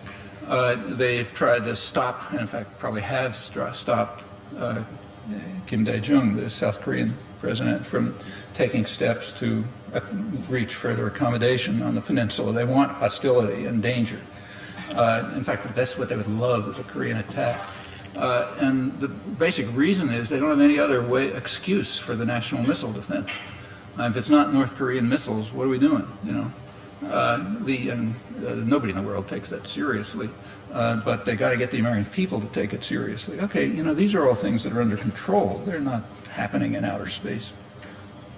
In 1989, an article was published in National Interest about arguing that the end of history has come, the collapse of communism in Germany, that the battle of ideas has been won in favor of liberal bourgeois democracy.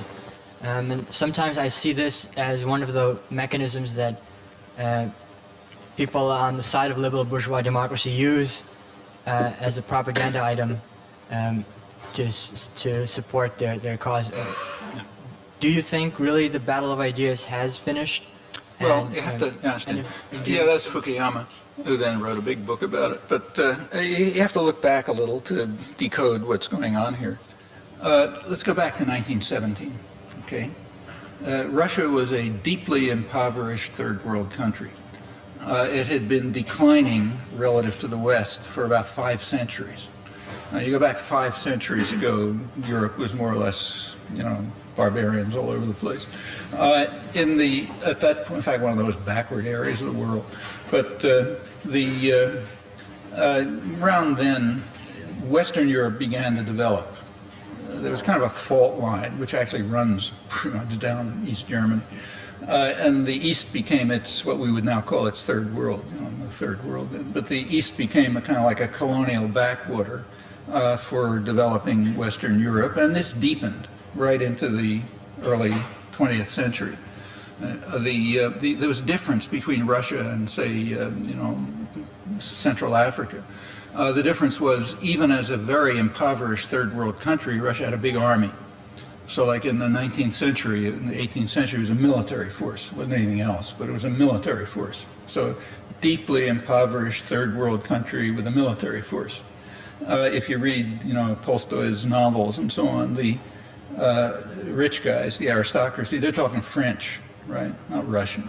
The intellectual culture was tied to the West. There was some development in the country almost entirely owned by the West. I mean, this is typical third world patterns. In 1917, they sort of pulled themselves out of that.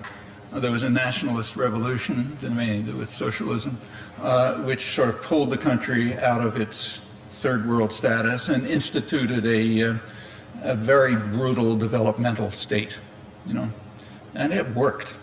I mean, the country developed very fast. In fact, the main concern of the United States and Britain right into the 1960s, you can see it in the declassified documents, is that Russian growth rate is too fast. You know, they're developing too fast, they're going to become a model for other countries and so on.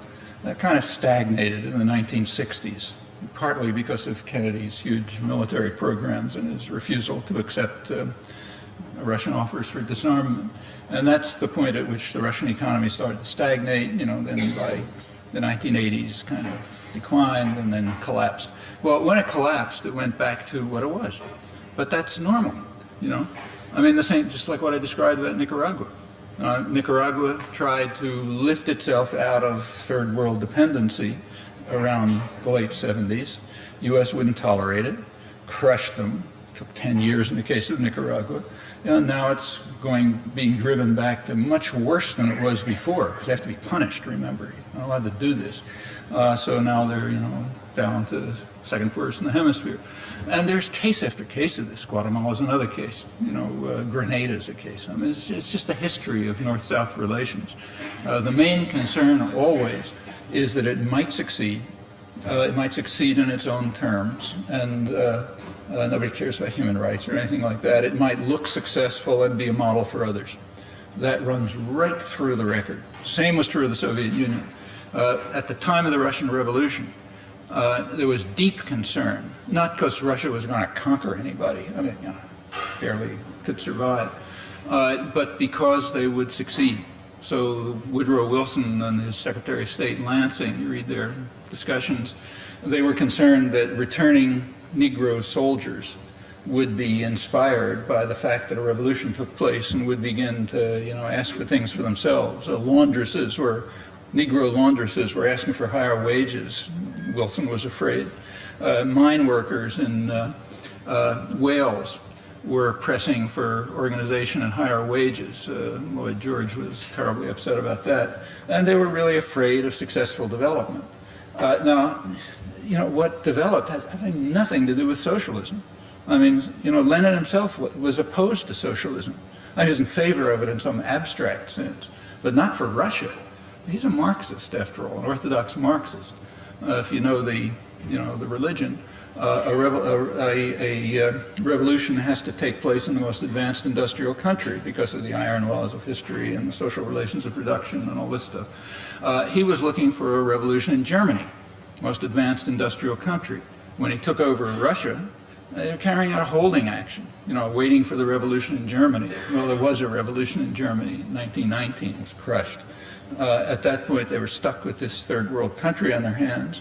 So they moved right away to a state capitalist economy. It's called the New Economic Policy, straight state capitalist, tough, kind of like what Park instituted in Korea, a tough developmental state, basically totalitarian, drive the population to forced industrialization and development. The connection to socialism is zero. I mean, in fact, about the first thing that Lenin and Trotsky did when they took power after the Bolshevik revolution or coup or whatever you want to call it, first thing they did was dismantle the socialist institutions. They got rid of the factory councils and the Soviets. They got rid of the Constituent Assembly because it was mostly based on peasant revolutionary parties. And they simply instituted domination by a vanguard party and a maximal leader. It's got nothing to do with socialism. In fact, they were very sharply attacked by the mainstream Marxists, who are now marginalized because they lost. So you lose, you disappear from history. But the mainstream Marxist intellectuals were very sharply condemning this. They were considered left, Lenin condemned them as ultra-leftists because they were insisting on socialist principles, but he wasn't. Now then comes the following interesting development. There are two major propaganda systems in the world in the 20th century. One is the Anglo-American system, which is just overwhelming. Nobody even came close. That's the dominant propaganda system. Then there was a second, much smaller propaganda system, the Russian system, much weaker, much less credible, much smaller. They disagreed on an awful lot of things, but there's one thing they agreed on, that Russia was socialist. And they agreed for opposite reasons. The Russian propaganda system wanted to pretend this in obvious violation of the facts, to try to get whatever, because of the moral appeal of socialism, which was enormous. So if they could associate themselves somehow with it and, decolonization and so on, they get some points for it. The Anglo-American system wanted to do it in order to defame socialism. Very simple. So you have a huge propaganda system and a small propaganda system insisting on the same idiotic claim, and it became conventional. I mean, you have to think for 5 minutes to see that it doesn't make any sense, and who wants to do that? But when the system collapsed, it's just like the end of any other North-South conflict. It was kind of like the end of the war against Nicaragua or Grenada or anybody else. This one took 70 years. Like I said, it was a third world country with a big army, but it went the same way as it usually does, just a reflection of power. And now most of Eastern Europe is going back to what it was. I mean, the parts of Eastern Europe that were part of the West, like say the Czech Republic, it's becoming part of the West. Western Poland, which was actually Germany, they moved the borders around. That's becoming part of the West. Bulgaria is going back to what it was. Not as bad as what it was. I mean, it was really horrible. Like, peasants were using wooden plows in 1940. So it's not going back to that. But it's not relatively advanced industrial country like it was 15 years ago. You take a look at the quality of life statistics in, say, the Human Development Reports, you see it very clearly. They're going up in Russia until about the mid-80s, 1989, then they start going way down, back down to the level of places like Latin America. So the claim about Latin Americanization is correct, it's just sort of missing the point. So going back to the conflict of ideas, there never was any. I mean, there was, the state capitalist systems of the West had overwhelming dominance. Eastern Europe developed its own form of state capitalism, somewhat different. It was a totalitarian command economy. There's not a hint of socialism in Eastern Europe, much more in the West, in fact. I remember the core of any kind of socialism, no matter what you are, the core conception was always control over production by producers. I mean, after that, you could start arguing, but that was the core idea. I mean, did you have that in Eastern Europe?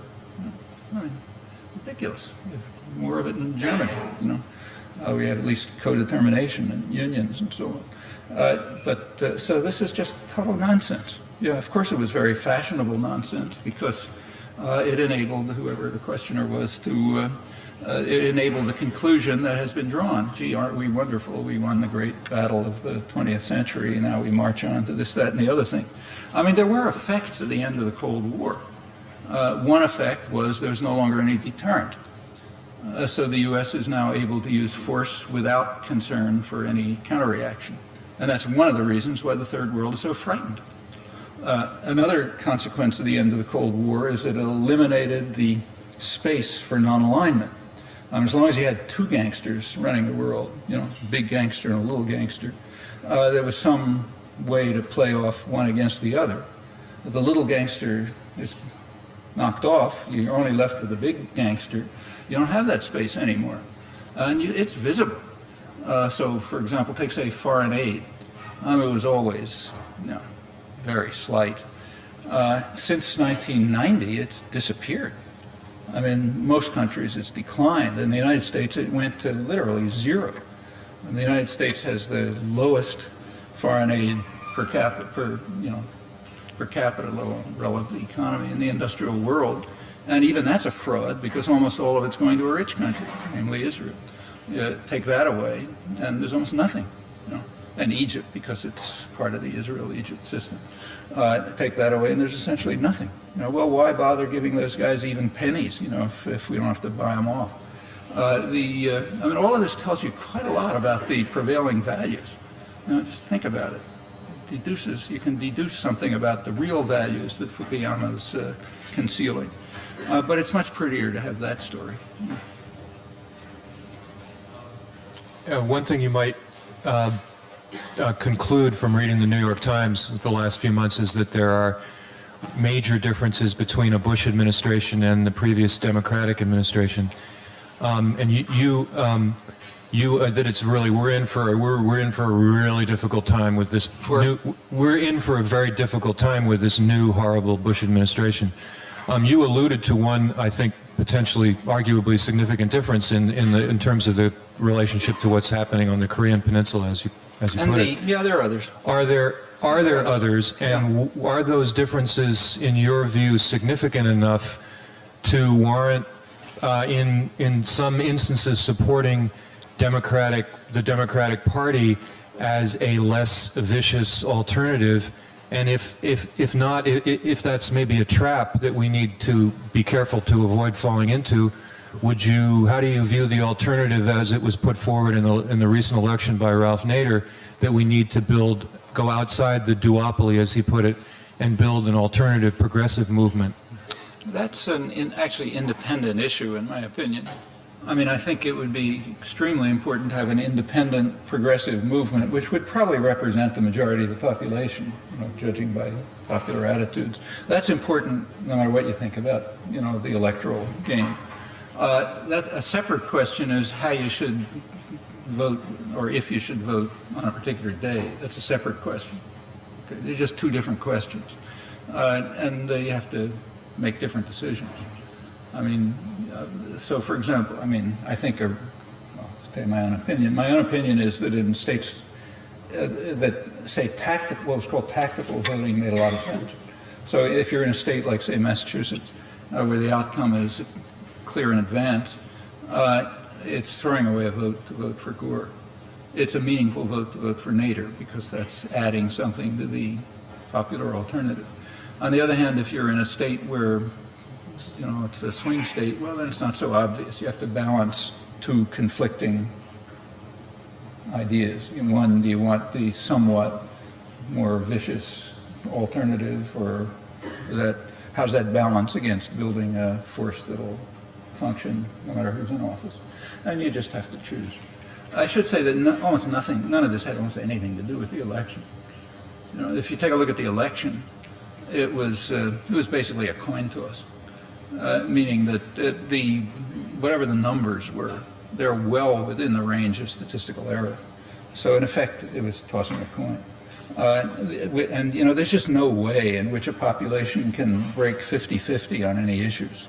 That's inconceivable, even any collection of issues. So whatever was going on, people weren't voting on issues. And if you look at polls, that's very clear. There are intensive polls in the United States all the time. In fact, there's a project over at Harvard called the Vanishing Voter Project that monitors attitudes on elections very closely. You take a look at their studies and everything else. It turns out that about 75% of the population didn't think that an election took place at all. Literally. They simply thought there's no election. There's just some game going on between rich guys and party bosses and the public relations industry, which is crafting candidates. You can't believe a word they say if you can understand it. And there's just some game those guys are playing. You know anything to do with it. All right, that's 75% of the population. Of the part of the population that bothered to vote, when they were asked about issues, most couldn't figure out where the candidates stood on issues, and this is not stupidity. I mean, I didn't watch the debates, but I know people who did, including my wife, and you know, they couldn't figure out where they stood on most issues. In fact, it turns out that if you trace what people understood about issues, it declined through 2000, because as these guys talked more, talk means read what they were programmed to say by their handlers. None of them think. That's never allowed. You read what you're programmed to say by your handlers. That's what the PR industry's for. And what they were programmed to do was to look like nice guys, you know, and to fudge the issues. If there were issues that people really cared about, like say capital mobility, but the business community didn't like it, they're just off the agenda altogether, you know, period. The only issues that can even arise are things that the business world accepts. You know, then you can sort of talk about it. So like the business world doesn't care very much about choice, let's say. I mean, their wives and daughters are going to get abortions if they want it, no matter what. You know, even if you get the death penalty for it, they'll get them anyway. So they don't care. That's something for poor people. And how it's decided is not important, so you can have a big fuss about that. And a lot of other things that are called social issues. You know, I don't care about that. But when it gets to gut issues, you just can't talk about them because the business world is opposed to the population, so they're off the agenda. On the other hand, in the small range of issues where people could figure out where the candidates stood, and there weren't many, they were, I think it was about 2-to-1 pro-Gore. You know, and those very same people, if you look at them, didn't vote Democratic. Bush got, the major electoral base for Bush was white working class, mostly men, but also women. And those are people who mostly opposed him on issues. Well, why? Is that irrational? No, it's not irrational. I mean, if you think there's no election going on, it's the game among the rich folk, and you bother to vote for some reason, you might as well do what the television set is telling you to do. Vote for qualities, not issues. You know, like, is this the kind of guy you'd like to meet in a bar, say? Is this the kind of guy you hated in the 4th grade? You know, that kind of stuff. That's what the PR industry was crafting the whole thing about. They're called qualities, you know. And yeah, population understood, so they either didn't bother or they played the game. I mean, it's, you know, there was, the Nader effect was very marginal. And in fact, if you look at the outcome, kind of unpleasant. You take a look at where Nader's highest vote was. I don't know if you bothered looking. It was in, I think it was in Montana and Alaska. There he got really high numbers. Who are the guys voting for him in Montana and Alaska?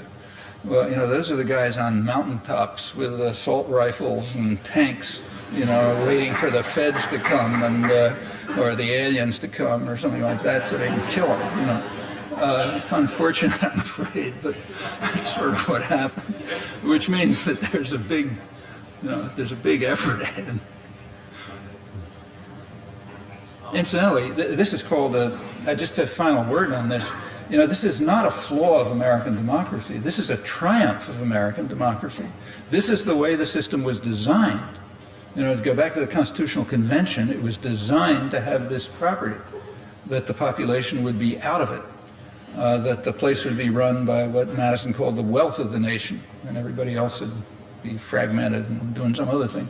It's kind of been hard to achieve, you know, but it's kind of like a triumph of American democracy with all this. Yeah. Archer Daniels Midland has a beautiful ad campaign on during McNeil-Lehrer NewsHour, and they just came out with a new one where they claim they're going to end children begging in the street for food. Do you think they're going to succeed? Well, you know, it's kind of like what they're going to try to do is make as much profit as they can. It might turn out by the sheerest accident that that'll help people, or it might turn out that it'll harm people, but it's kind of irrelevant, you know. I mean, what's relevant is that they maximize profit. And it's not because they're bad guys, it's because they have to. I mean, the system is designed so that you must be a villain. You know, if you're not, you're out of the system. Like if there's any degree of competition, there isn't much competition in the system, it's mostly oligopoly, but to the extent that there's any competition, you must be as vicious as you can, otherwise you're just not going to be in the game. Like, you know, if you got two auto companies, I mean, right now there's two airplanes, civilian aircraft is the biggest export, and there's two companies in the world, Airbus and Boeing. Both of them are offshoots of governments. But to the extent that they're private companies, they have to undercut each other. I mean, if one of them starts being nice to the workforce, or, you know, making planes with more seats, or, you know, allowing the air to circulate so people don't die of pneumonia or something, if they do that, they're just going out of business, you know, and the other guy will win. I mean, it's an institutional imperative that you be a gangster. You may have seen it, there was a kind of shocking article on the front page of the New York Times a couple of months ago about I don't remember the details, it was something like this. There's some drug that's used for, or, you know, it's made by some big firm for removing facial hair.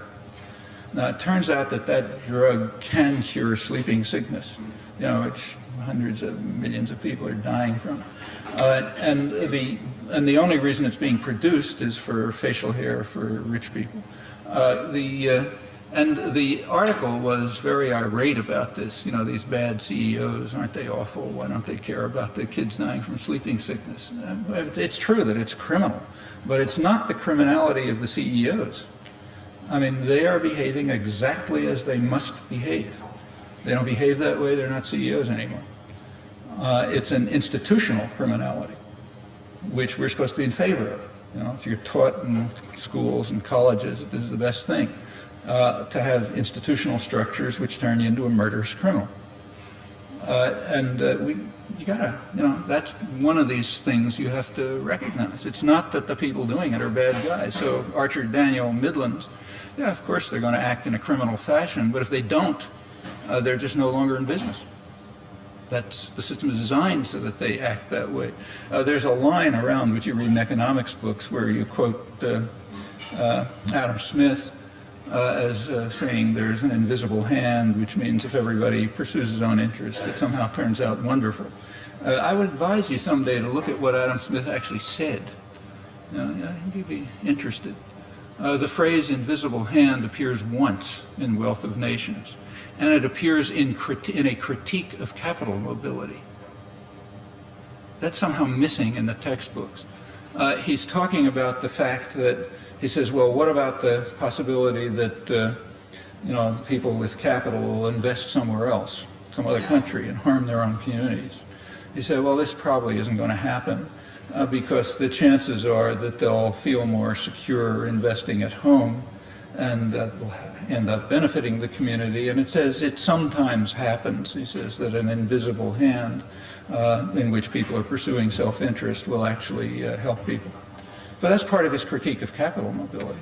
You know, somehow that disappeared in the textbooks. I don't know why.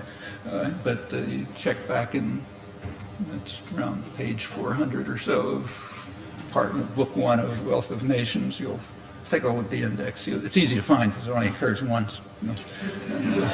So it takes some real effort to misconstrue it in the way it's misconstrued. It's not the only case. Hi, Professor. I have a question about, I was reading recently the budget of Australia, the 2001 budget, and there's about $1 billion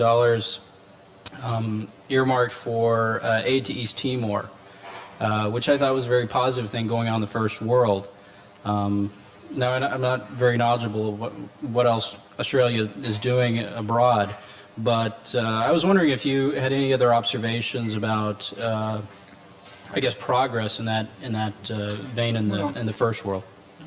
I was in Australia a couple of years, 3 or 4 years ago. I was invited by the East Timor Refugees Association, mainly to give talks denouncing the government of Australia, which I did as loudly and clearly as I could. It's published if you want to read it. There's a book. But Australia, it's easier than here. It's a much more open society.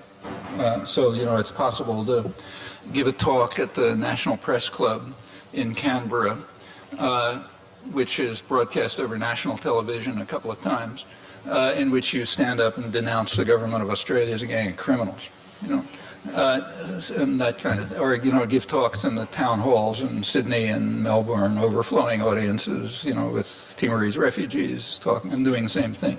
And there was a reason for that. Australia had a horrible record in connection with East Timor. Australia was the only Western, remember where it is, East Timor is right off Australia, right? Australia was the only country that gave de jure recognition to the Indonesian conquest. Part of the reason was that there was oil in the gap between East Timor and Australia. The Timor Gap has a lot of oil. And the population in Australia was infuriated about this.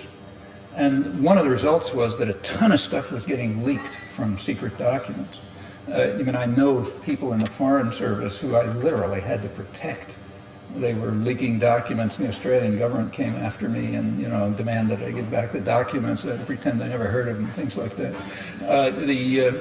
And there were all kinds of stuff going on. But anyway, we know an awful lot about Australia because everything was getting leaked because the population was infuriated. There's a reason for that too, which I'll get to. But the record was vicious. And part of the leaking was that in the build-up to the Indonesian invasion, which of course Australia knew about, meaning the US knew about it, the Australian ambassador said that Australia would do better making a deal with Indonesia for the oil of the Timor Gap than with an independent East Timor. So therefore they don't support the invasion and then the massacre and the genocide and everything else. So that was going on right through that time. Well, up till 1998, I mean, at that point it just burst the floodgates. What was going on in East Timor in 1998 and 1999 was very hard to conceal in Australia. For one thing, because Australian intelligence has the place totally covered, and US intelligence even more so. One of the big observation centers for the NSA is in Pine Bluffs, Australia, you know, for the whole region. They know they know if anybody's buying a Coke in East Timor, they know about it. And what was going on at that time was that the Clinton administration was illegally, in violation of congressional directives, arming and training Indonesian military officers, including Kopassus, which is the Special Forces Commandos. They're modeled on the Green Berets. Have a long record of horrendous atrocities. They were being trained in late 1998. They were sent into East Timor. They were going to carry out an operation called Operation Clean Sweep, which is going to intimidate the population enough so that they're going to vote for incorporation in Indonesia. This started in early '99. Every newsroom in the United States knew about it. They had to, you know. All you had to do was read the international wire services, which they do. It was all over the Australian press. U.S. intelligence certainly knew about it. It's just impossible not to. And the population in Australia knew about it. It was all over the press. Big atrocities going on, you know, Australians going up and back. There was an explosion in Australia. The Australian government had to reverse course. It had to withdraw the recognition. It started heavy pressure on the United States to stop supporting the atrocities. It didn't work. The United States, Clinton kept supporting them right through the end.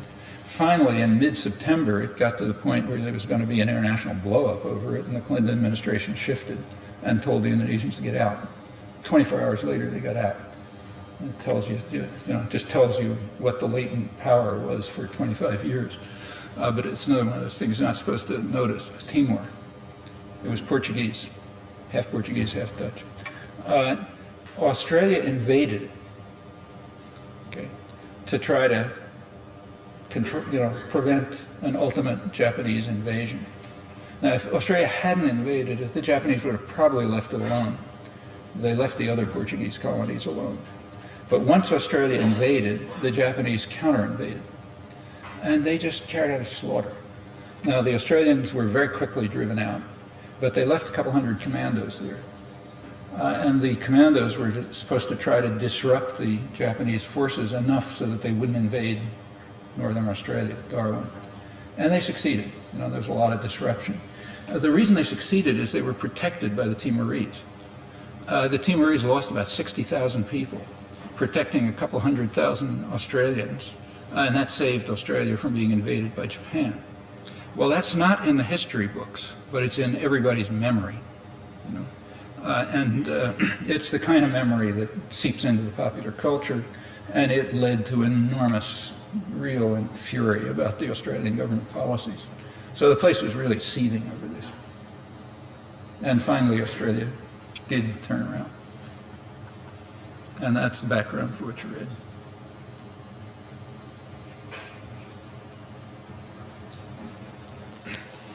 You've talked about threats from military systems and from social and economic systems, but I wonder if you could address specifically ecological threats to the future of the species which will grow out of those social and economic systems. Well, the ecological, the only reason I didn't talk about the ecological threats is because they're so obvious. I mean, if you have a really functioning market system, if such a monstrosity were permitted to survive, which of course it never is, a market system is one in which your dollar is your vote, right? You got as many votes as you have dollars. And the system, if it's functioning properly, is supposed to respond to your votes. Well, if you have 0 votes, $0, 0 votes. Unborn generations have $0, okay? So therefore, what happens to them is of 0 significance in a market system, 0. Okay, well, what's done today, they got to live with, right? I mean, if we destroy resources or something, well, they're going to have to live with it. But they don't have anything to say about it in a properly functioning market system. Okay, so therefore, to the limited extent that market systems are allowed to function, they're just guaranteed to self-destruct. No, it's kind of like a guarantee. I mean, maybe if it was a small enough system, it could survive for a while, but not for very long. And that's why if you take a look at modern history, at least in rich and developed countries that were more or less organized and functioning, they never allowed market systems to function. In Britain, there was an experiment with laissez-faire around the 1860s and 1870s. It was called off very quickly by the business world because they saw it's going to wipe out communities and the environment.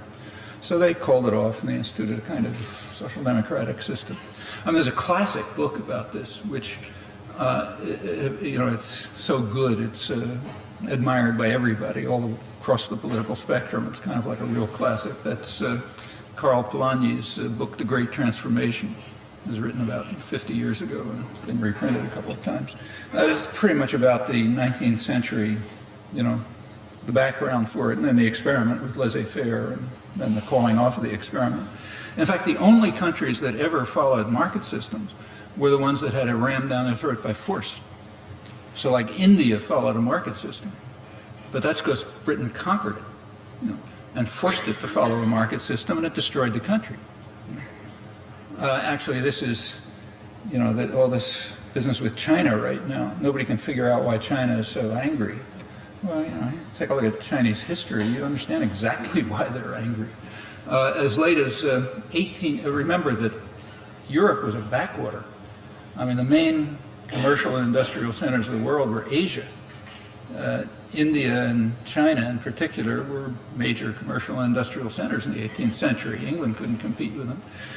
England succeeded in crushing India by highly protectionist programs of its own, like very high tariffs to keep out Indian goods, and imposing free market principles on India, which of course wiped it out. They just did it by force. So, you know, for 2 centuries, India didn't develop, probably declined. You know. It didn't begin developing again until after independence. But they hadn't conquered China. And as late as around 1860, the British were still unable to compete with the Chinese. You read the reports of you know, British attachés in Hong Kong, which they had conquered. They're concerned because you can't sell anything to China because what they make is better. Like, they don't want Lancashire textiles because they make better textiles. And other things they just don't care about. But Britain did want things from China, like it wanted tea. You know, they were stealing Chinese tea plants to plant them in India, which were extremely important. They were part of the way of pacifying the British working class, tea and sugar. That's why the Caribbean was so important. Soft drugs were required during the Industrial Revolution to sort of keep people down. And tea was a big part of it, and silk and various other things. And they couldn't break into the China market because they just, you know, just couldn't do it. Well, there was one way they could do it: narco-trafficking. They could do it with narco-trafficking. This started a century earlier. In fact, Adam Smith was already condemning the British in India for forcing the peasants to produce opium, poppies, instead of crops. He said the British are turning dearth into famine in India, the big famine in Bengal, which Smith correctly blamed on the British imperial powers, which were trying to get opium. They were trying to get it into China. Well, the Chinese blocked it. They were an organized society. Britain did fight a war in 1840, the first opium war, to try to break it down, and it didn't quite work. In 1860, around 1860, came the Second Opium War. And Britain did succeed, not just Britain, you know, the United States was involved, and everybody was mainly Britain. They were the big guys in those days. They did succeed in breaking open the Chinese market and selling them the one thing they could sell them, namely opium. Okay, a large part of the conquest of India was for the same purpose. They wanted to conquer India so they could get a monopoly of opium production. Opium was produced in Turkey and all sorts of places, but they wanted a monopoly. And a good part of the conquest of India around that time, in the 50s and the 60s, was to gain a monopoly of the opium traffic, which they could then force into China. You know, and of course, you know, you can sell opium, and that was a good that the Chinese were essentially compelled to accept. And it ended up with a kind of a market system, except that the British had a near monopoly on the marketing. And it ended up destroying China. You know, then the other imperial countries came in and took their pieces and so on and so forth. I mean, China didn't forget this. We may want to forget it, but they didn't. And it was no small thing. The British Empire depended very heavily on narco-trafficking. The profits from drugs, first of all, they funded the British Navy. They covered all the costs of the British Navy, which was the basis for the empire. They funded all the costs of the administration of India, you know, which is a big thing. And they also financed the purchase of cotton from the United States, which was, cotton was kind of like oil in those days. You know, it's the main commodity in world trade. And they had to get it from the United States, which was first produced by slaves, later by so-called semi-slaves. And they, this financed it. It was the core of the British imperial system. This is during the so-called free trade period. Okay, so this huge narco-trafficking enterprise with China at the center of it was what kept the whole imperial system going for Britain. And that was the global system. You know, everybody else had empires, but small ones by comparison. These are no small things. So they ended up having a market and getting destroyed. Okay. Meanwhile, every industrial country, including the United States, violated market principles radically. I mean, and still does to this day. You know. The third world is what was called an ocean of liberalism by economic historians. And it's good reason, part of the reason why it became the third world. And you can see the same processes at work right now, to the limited extent that these systems are allowed to function. But getting back to the ecological thing where we started, I mean, there it's just transparent. I mean, if a market system really functions, it's going to wipe out the environment. Therefore, any technique of saving the environment, caring about the environment, has got to be market interference, regulations or something. And you can prettify it in any way you like. You can say you're internalizing the costs or play some other game. But the fact of the matter is it's regulation. It's a communal decision, to do something about making sure that our children can live. It's essentially the core of the environmental movement. If you don't have that, yeah, they're not going to live. There are differences, I don't think they're overwhelming, between the Clinton and the Bush business communities. And yeah, the Bush guys are less concerned about whether anybody lives in the next generation. And you can see that in, decision after decision. So like, what's her name? Christine Todd Whitman gets up on television and says that she's read the National Academy of Sciences report of a 10-year study on arsenic in water, and she decided it isn't good science. Okay. I mean, it isn't good science because the chemical companies don't like it. And people are supposed to watch her on television say that and not laugh, yeah, okay, so there'll be more arsenic in the water, so, kids will die. But that's somewhere down the road, who cares? Meanwhile, the chemical companies make profits tomorrow. And the same is true on decision after decision. So sure, the relation between environments and markets is very clear. And the same thing is true of the Kyoto Protocol. I mean, the Kyoto Protocol is not much, but it's something. And it's true, it would probably cut down it's not even obvious, but it might cut down short-term profits. I mean, if it was instituted, there'd be a way of making profit on it, pollution control devices and so on. But in the short term, it's probably not what every CEO would like. So therefore, the Bush administration is just dismantling it. And in this case, they're really infuriating the whole world. I mean, even Europe is going berserk. Yeah. Last. You've always been critical of the system of capitalism, yet you provide a few solutions. What do we replace capitalism with? What's your solution, and what do you have to say to the people of Eastern Europe when they look at capitalism as savior? As sacred. Yeah. They've had it all throughout their whole history. There's never a period when they didn't have it. They had one form of, I gave a long story about that. They're under the illusion that what they had was socialism because they choose to believe propaganda. One of the interesting things about the Eastern Europe system is that it really destroyed people's minds. I mean, they actually believed the propaganda that was coming from the West. Throughout the whole Cold War, the Russians, especially the Russian intellectuals, were very pro-American. They loved the United States. If they could be like the United States, we used to have these visits from Russian scientists in the 60s and the 70s, peppered with KGB agents. It was a joke. They loved the United States. I mean, I can tell you a personal story. I remember going to Vietnam War meetings. There were international peace conferences on Vietnam in Sweden and Denmark and places like that. They were usually run by the local Communist Party, because those are the guys who had the resources, and besides they wanted to control it. You know how it works. So they set it up and had the meetings and tried to run it. And these meetings were comical. If anybody had any talent, they could have written a comic novel about it.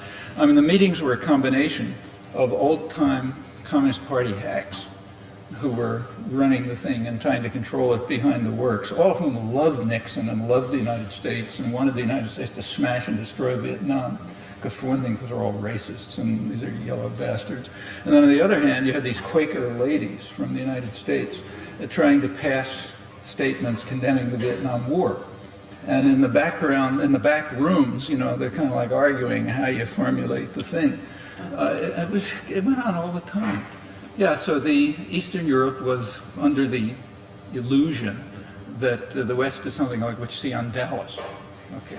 Well, now they're learning what the West is like. They're living it, and it's a total disaster, of course, for the poor. They know it. But they still have the illusion in their heads. And don't forget, the rich people are benefiting. So rich, educated people in Eastern Europe are benefiting from the return to the third world. You go to the poorest third world country there is, Central Africa. There's a class of wealthy, educated people who, read all the latest journals from Paris and talk all kind of postmodern nonsense and live in fancy apartment houses and are very wealthy than any of us are. And they just don't look at what's happening out the window. Yeah, that's what Eastern Europe's becoming like. So for them, they probably see just what Anthony Lewis sees. The greatest economic boom in the history of the world. And, they're participating in it. They're well off, driving, I think there are more Mercedes sold per capita in Moscow than any other city in the world. Yeah, it's fine. That's kind of capitalism. On the other hand, what the alternative is, well, it's very old-fashioned. I mean, what working people and ordinary people have been struggling for forever. Workers' control of production. Workers owning their own factories, communities controlling what goes on inside them, voluntary associations, federal arrangements. It's the whole history of popular struggle for centuries. Yeah, it's an alternative. I mean, tyranny, controlled by tyrannical institutions is not the only possible way human society can be run. It's a good way for the guys on top of the tyrannical institutions, but no reason why anyone else should accept it. There's no shortage of alternatives.